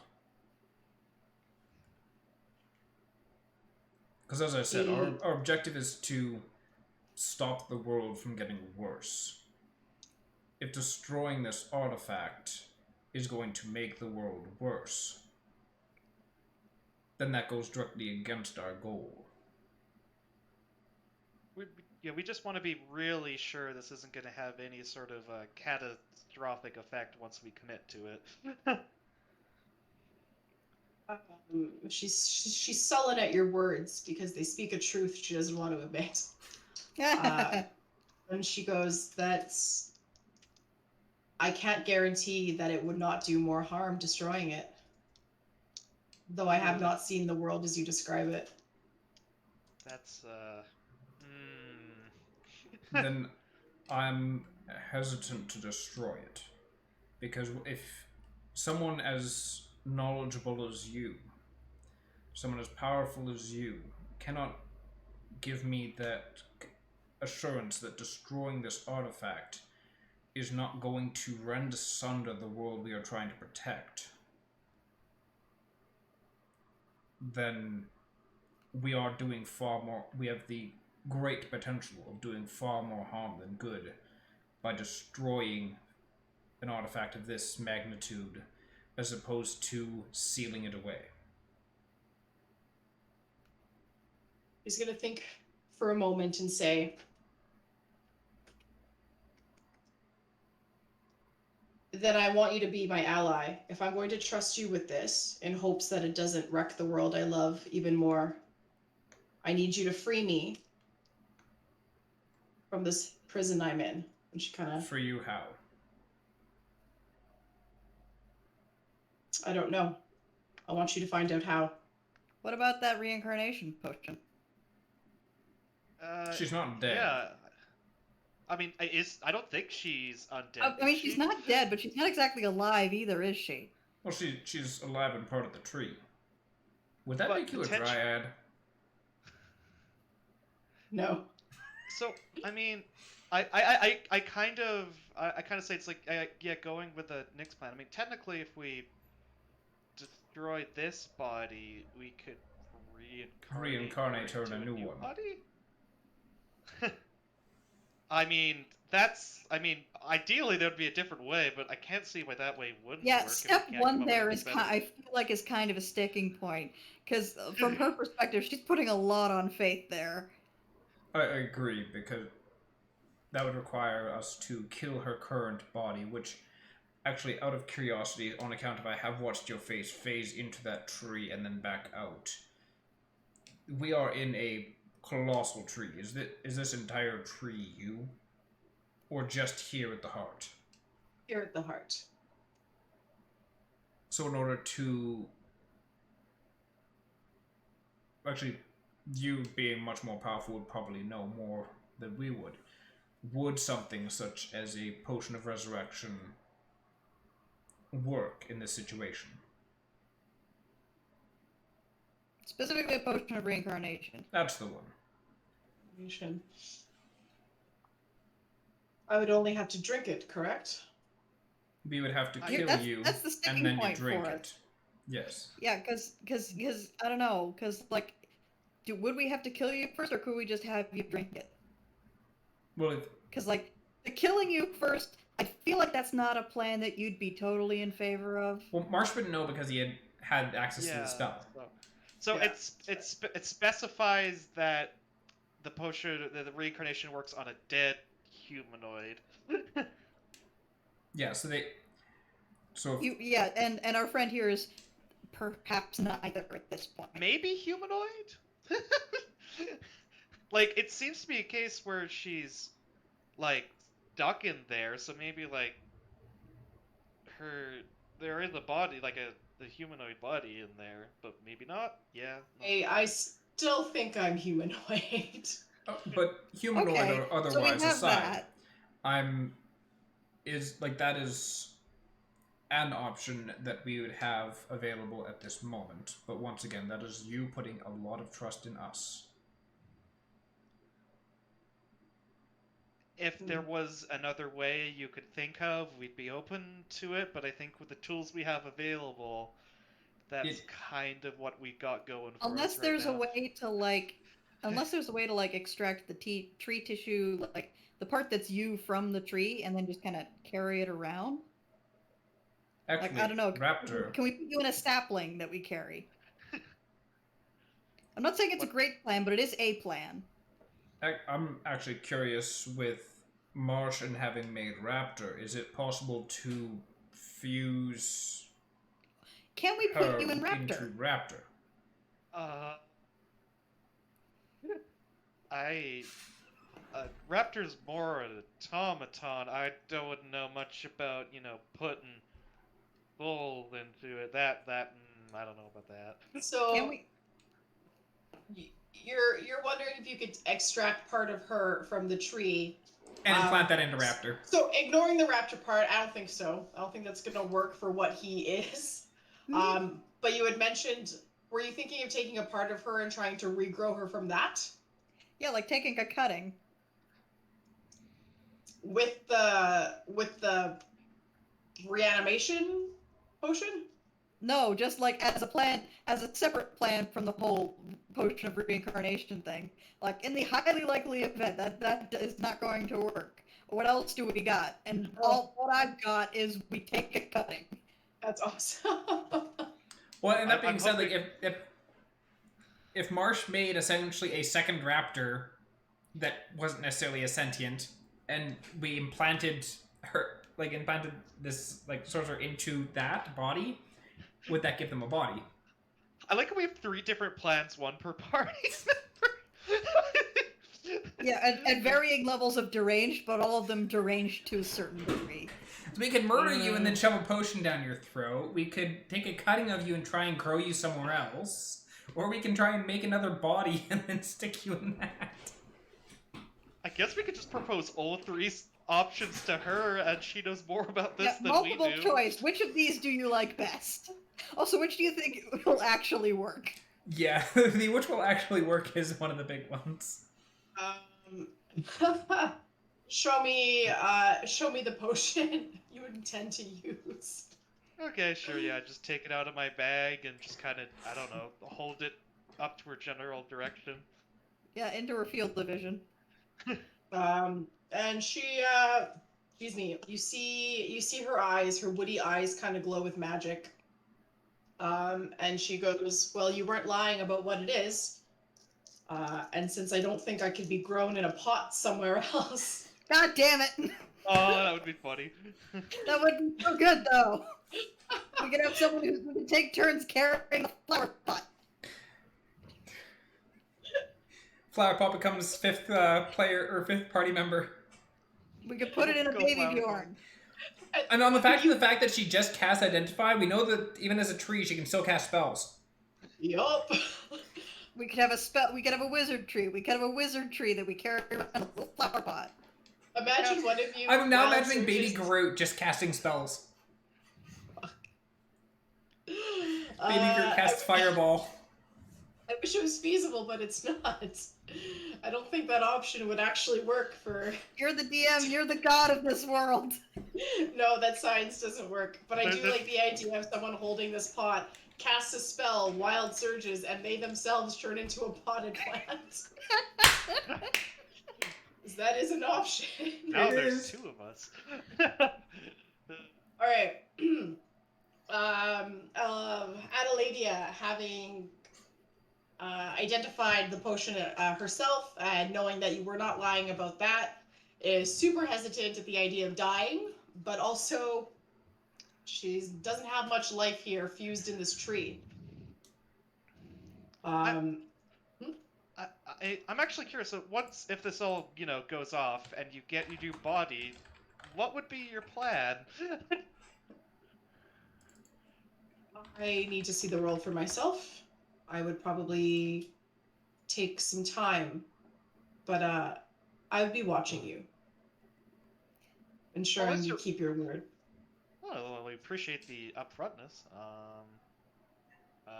But okay, I guess out of all those options, really, you seem to only kind of seen that one as feasible. I don't know. Have so- we examined the putting her in raptor plan closely enough? Yeah, we didn't really dive into that one too much.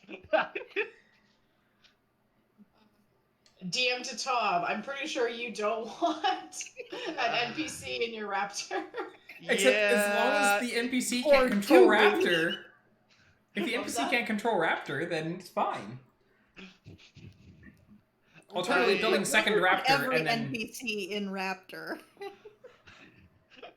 Just a collection of Raptor's souls. Raptor's just a Pokeball that we keep stuffing more Oh, souls I- into. So like this is Tom speaking. I have like fully built this raptor to be expendable, and knowing there's like a ancient lord in the raptor, I don't know what that means.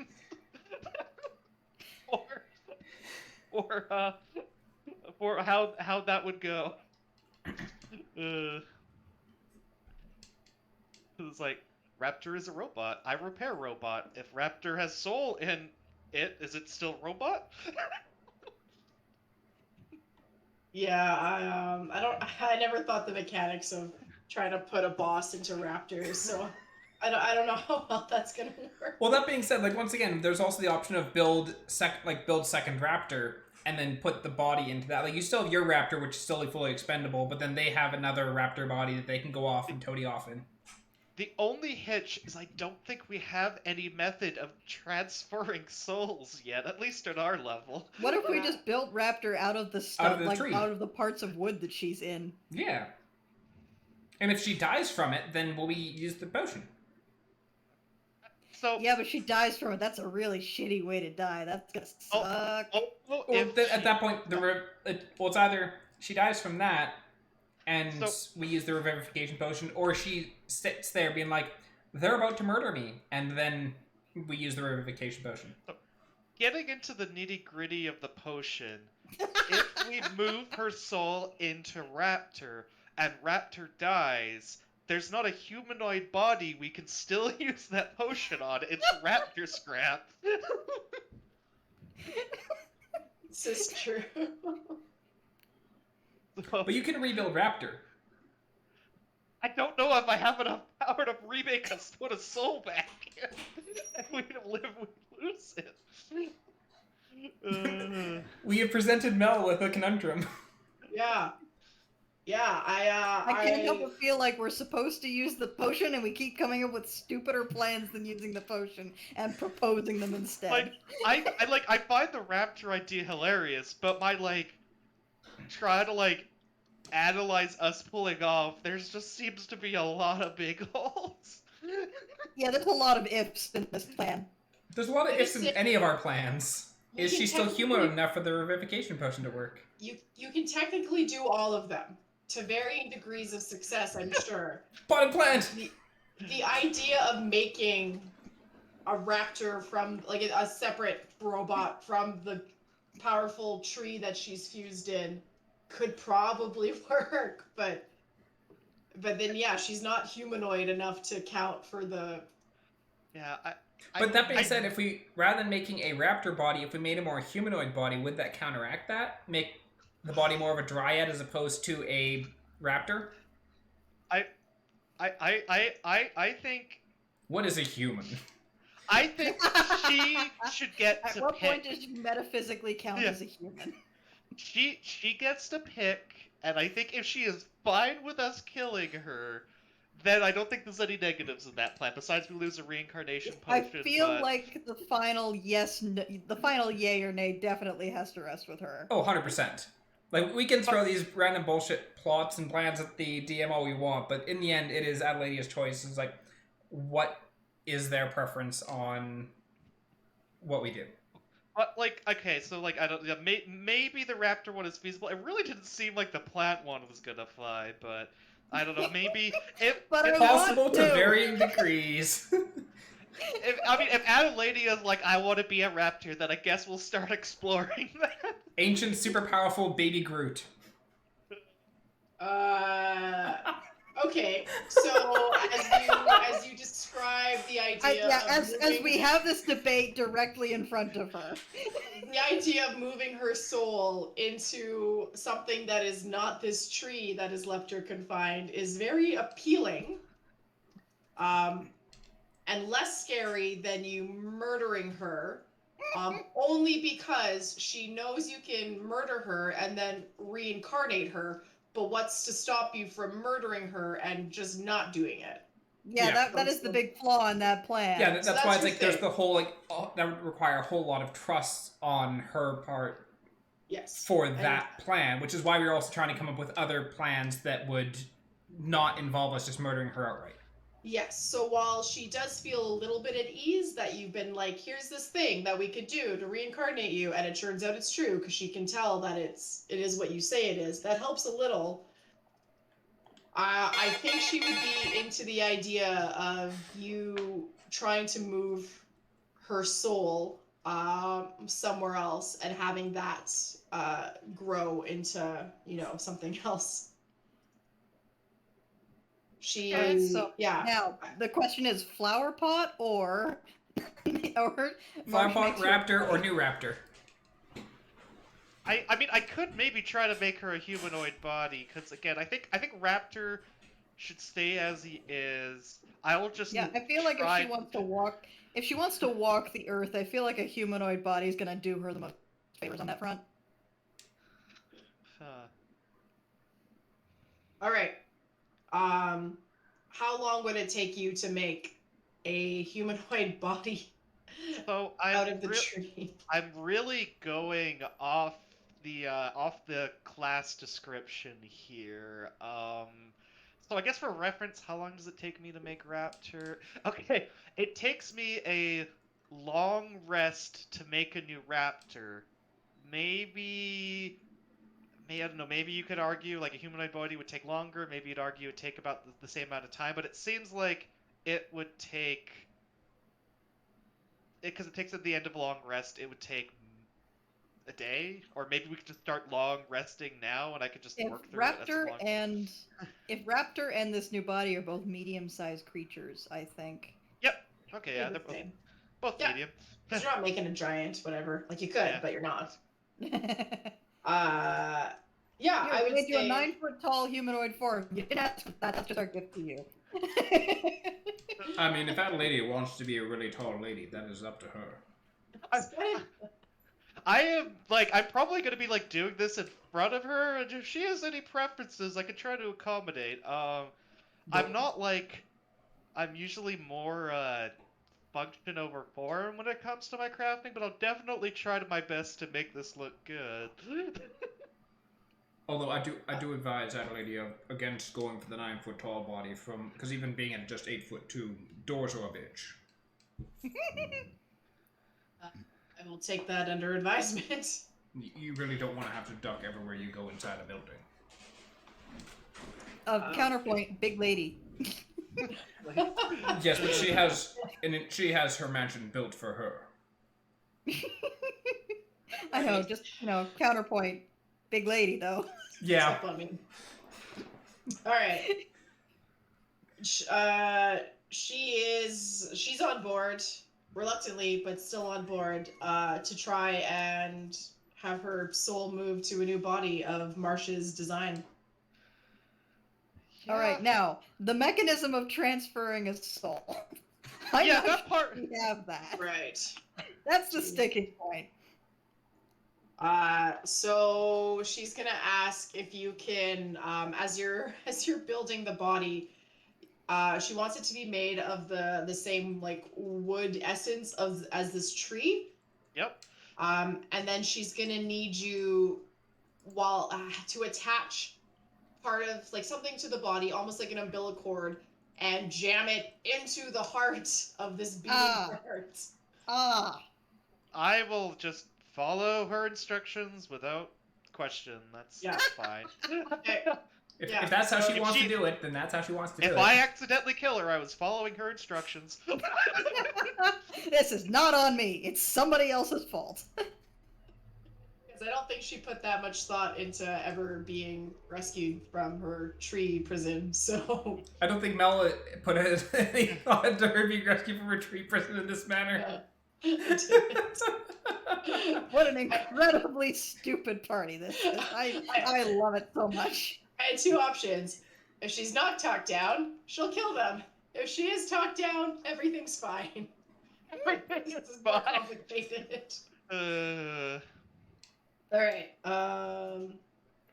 yeah, so I guess the party's gonna mostly just hang out for a long rest-ish amount of time while Adeladia and Marsh kind of work out the logistics of building her a new body. Yeah, I'm giving it my best effort, which I normally don't give because I don't want to make the tree lady mad at me. Ugh. You've just been half-assing it up to this point. No, again, the raptor was me half-assing it, so... As evidenced by the fact that you just stuck a bunch of torches on his back. Didn't you attach the mage hand to it once? Yep, it was on its nose. I think I took it off eventually. The weird hand thing is just in my possession, but I haven't brought that out yet. Right. Maybe keep it hidden for now. All right. Nope. Yeah. So when you build Raptor, what is you have tools, right? That you need to.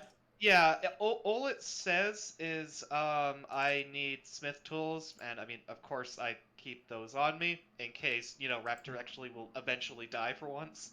Yeah, and I keep those tools in my bag of holding. I have various other tools too, if they're needed. But As yeah, well as a bunch of other crap. Yeah, I mean, yeah, she wants some weird like oil flowers in there, or some death flowers with like name or pick. Do you keep the scrolls of Alferia, the tapestries, in the same spot that you keep your tools? Yeah, No, I I guess do. those would be all in the bag of holding. So I gotta take these out so I can get to the tools. He's like, why do you have those? I like collecting art. Okay, I mean, if you had a tapestry, I wouldn't mind adding it to my. Oh, that sounds so weird. It's so weird talking to the actual person about the tapestry. Never mind. I can assure you there's a tapestry or two in my castle.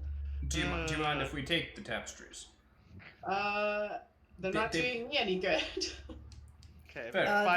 Once you have a body, I wasn't sure whether you were going to return to your castle and continue living there. The castle's so overgrown, I'm not sure the tapestries are still recognizable as tapestries at this point. Yeah, actually, getting in here, there was really not much castle. He looks down and thinks, well, you must have come through the crypt. Yes. Yeah, we, yeah, that's just straight up what we did. Yes, then you wouldn't have come through the castle entry. You came from the garden entry. For sure. Well, we missed out on a bunch. We will want to explore the castle if that is. I like the idea permissible. that Marsh on the job is just a really chatty mechanic.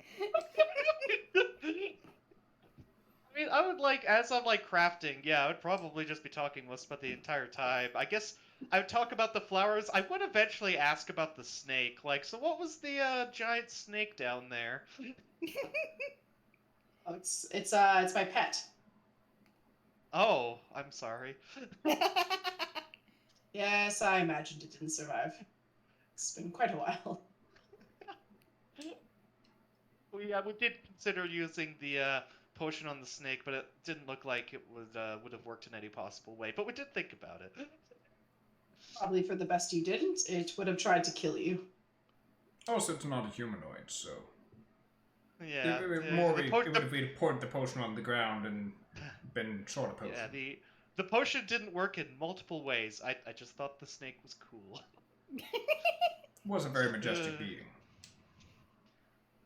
Man, this list is getting so big of stuff. Of random things that you have in your inventory. And I still kind of on the way out want to stop by the castle, but 100%.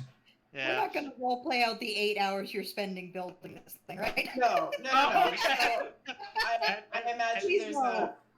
And here's the bangle we use to get into the city, and you've already seen Alferia's gauntlet. Yeah. All right. You don't. Yeah. 8 hours. Nick and Naroke and Endress spend it however they want to spend it, but Marsh, you're busy working away, building this body. Adelaide is a queen, so she's female presenting. I imagine you try and make it, I don't know, hips maybe? Strategic use of the basilisk eggs. I thought about it. No, it's just the tree parts. He explicitly requested the tree Oh my part. god, $1,000 tits. Woo! Okay. Yeah. Nope. There's by the tree, not quite attached to it yet. I'm carving wood from it, and she does wince in pain, so she can feel everything you're doing to the tree, but it hasn't seemed to kill her thus far. I picture the new Knot Raptor is sort of just like standing up on 2 feet, kind of just sagging. I don't know, not animated. Yep. Uh, and then and then she's gonna manipulate one of the roots that are hanging from the heart, and she's going to, I guess, have you help her guide it into like the chest of the body she's meant to inhabit. Cool. Actually, while I'm making this, I will ask her because I actually picked all this stuff up in town. It's like, do you want me to make you some clothes too? Do you care about that? No, that's Okay, okay. okay, because I got everything here if you need it. I will find my own way. Okay, sounds good. All right. And with her help, or her with your help, you jam the roots into the chest, and the blue light flows from the root in through the body, and it lights up and it pulses really quick with the beating of the tree heart.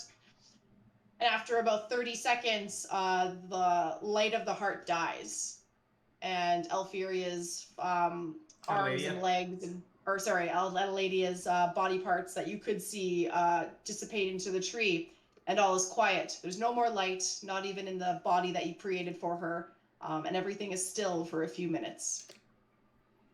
Well, I hope We got this like what, goes 10 days well. to pour that potion down that thing's mouth if she doesn't get up.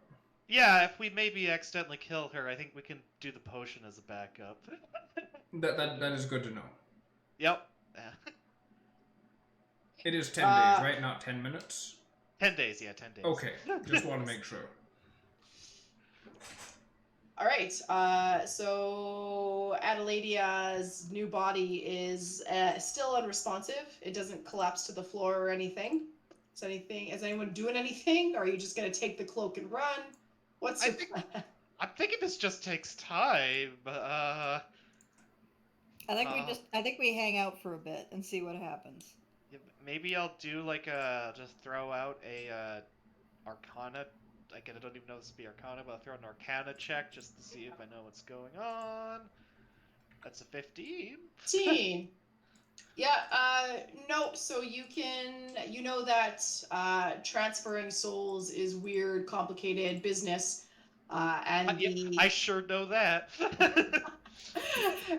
and it's not an instantaneous like whoop whoop whoop and everything's normal and back to the way it was. So this seems okay.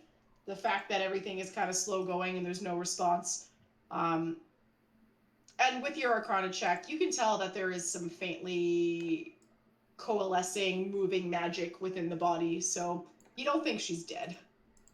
I mentioned that word for word. Perfect. And if you guys just want to wait it out, then I'd say probably half an hour. And Adeladia opens her new eyes. It's like whoa. How does it feel to have fingers again? I didn't miss them. I didn't know that I missed them, but I guess I did. It's nice. And she's going to reach down and pick up her cloak.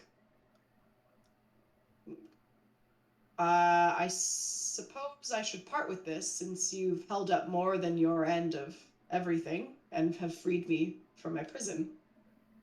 You have a body, and we will do what we can to seal these away. They may never be used. She's going to hand it to you, Marsh. Cool. Pick it up and just put it in the bag. And she's going to say, I will be watching. I will know if you go against your word. You also have my thanks. We should let you know that the other group we're referring to might stop by your kingdom at some point. We're not sure what their timeline is like, but just be aware that they still will probably check this place out. So just when we were I a bit worried, like as we were leaving Alferia's place, they were arriving, but it seems to be in this case we have a bit more time. So Something stole their boat. yep, and yeah, just May have slowed their progress slightly. Okay. She thanks you for the warning, and says, "But I won't be lingering long." don't have much of a. I was gonna say something bad.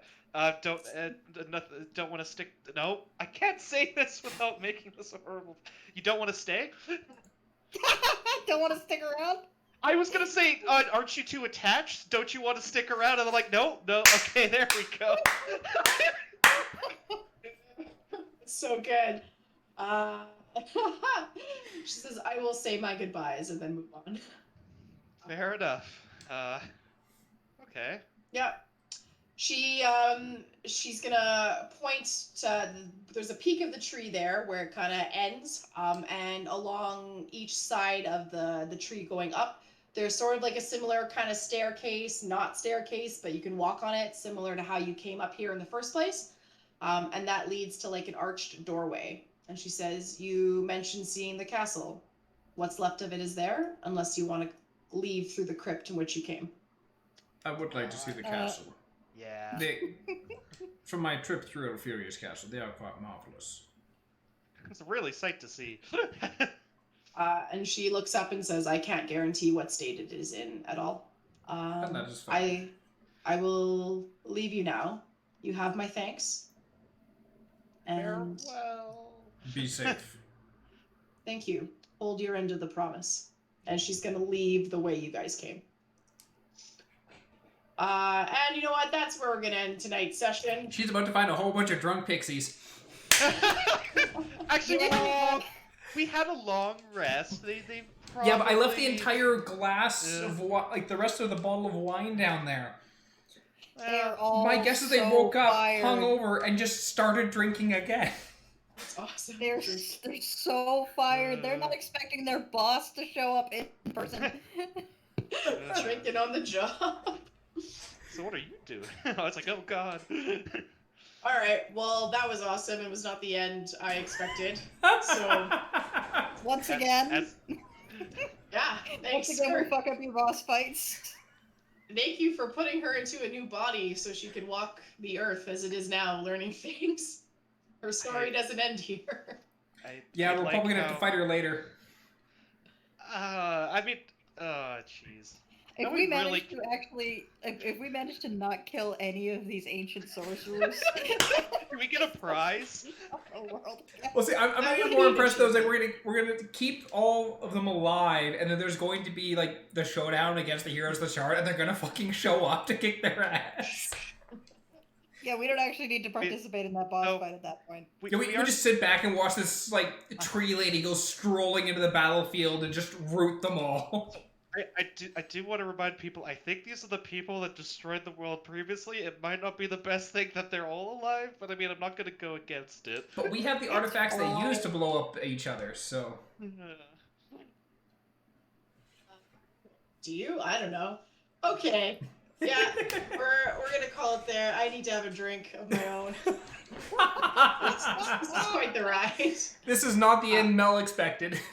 No, in fact, I didn't think you would have the skeleton counter. All you had to do was touch them, and I was like, they're not stupid enough to touch them. And then you basically bypassed everything else. So it was a reverse of how you didn't fight the sprites. No, because I got them fucking drunk. We pulled off a Mirkwood.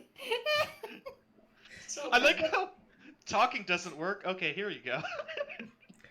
It's like, okay, they just wanted to leave, and then they'll deliver a message to the boss. It's like, I got booze. Like, can we at least have a drink before we go? Yep. Thank you to my players. Sorry it's been so long. Glad we can get back into it. Thank you to anyone watching. I hope you had as much fun as I did. Giggles campaign will play next Sunday at 5 p.m. PST. Yeah. and ours will be at noon 2 weeks from now. So Sounds until good. then, have a great night, everyone. Bye.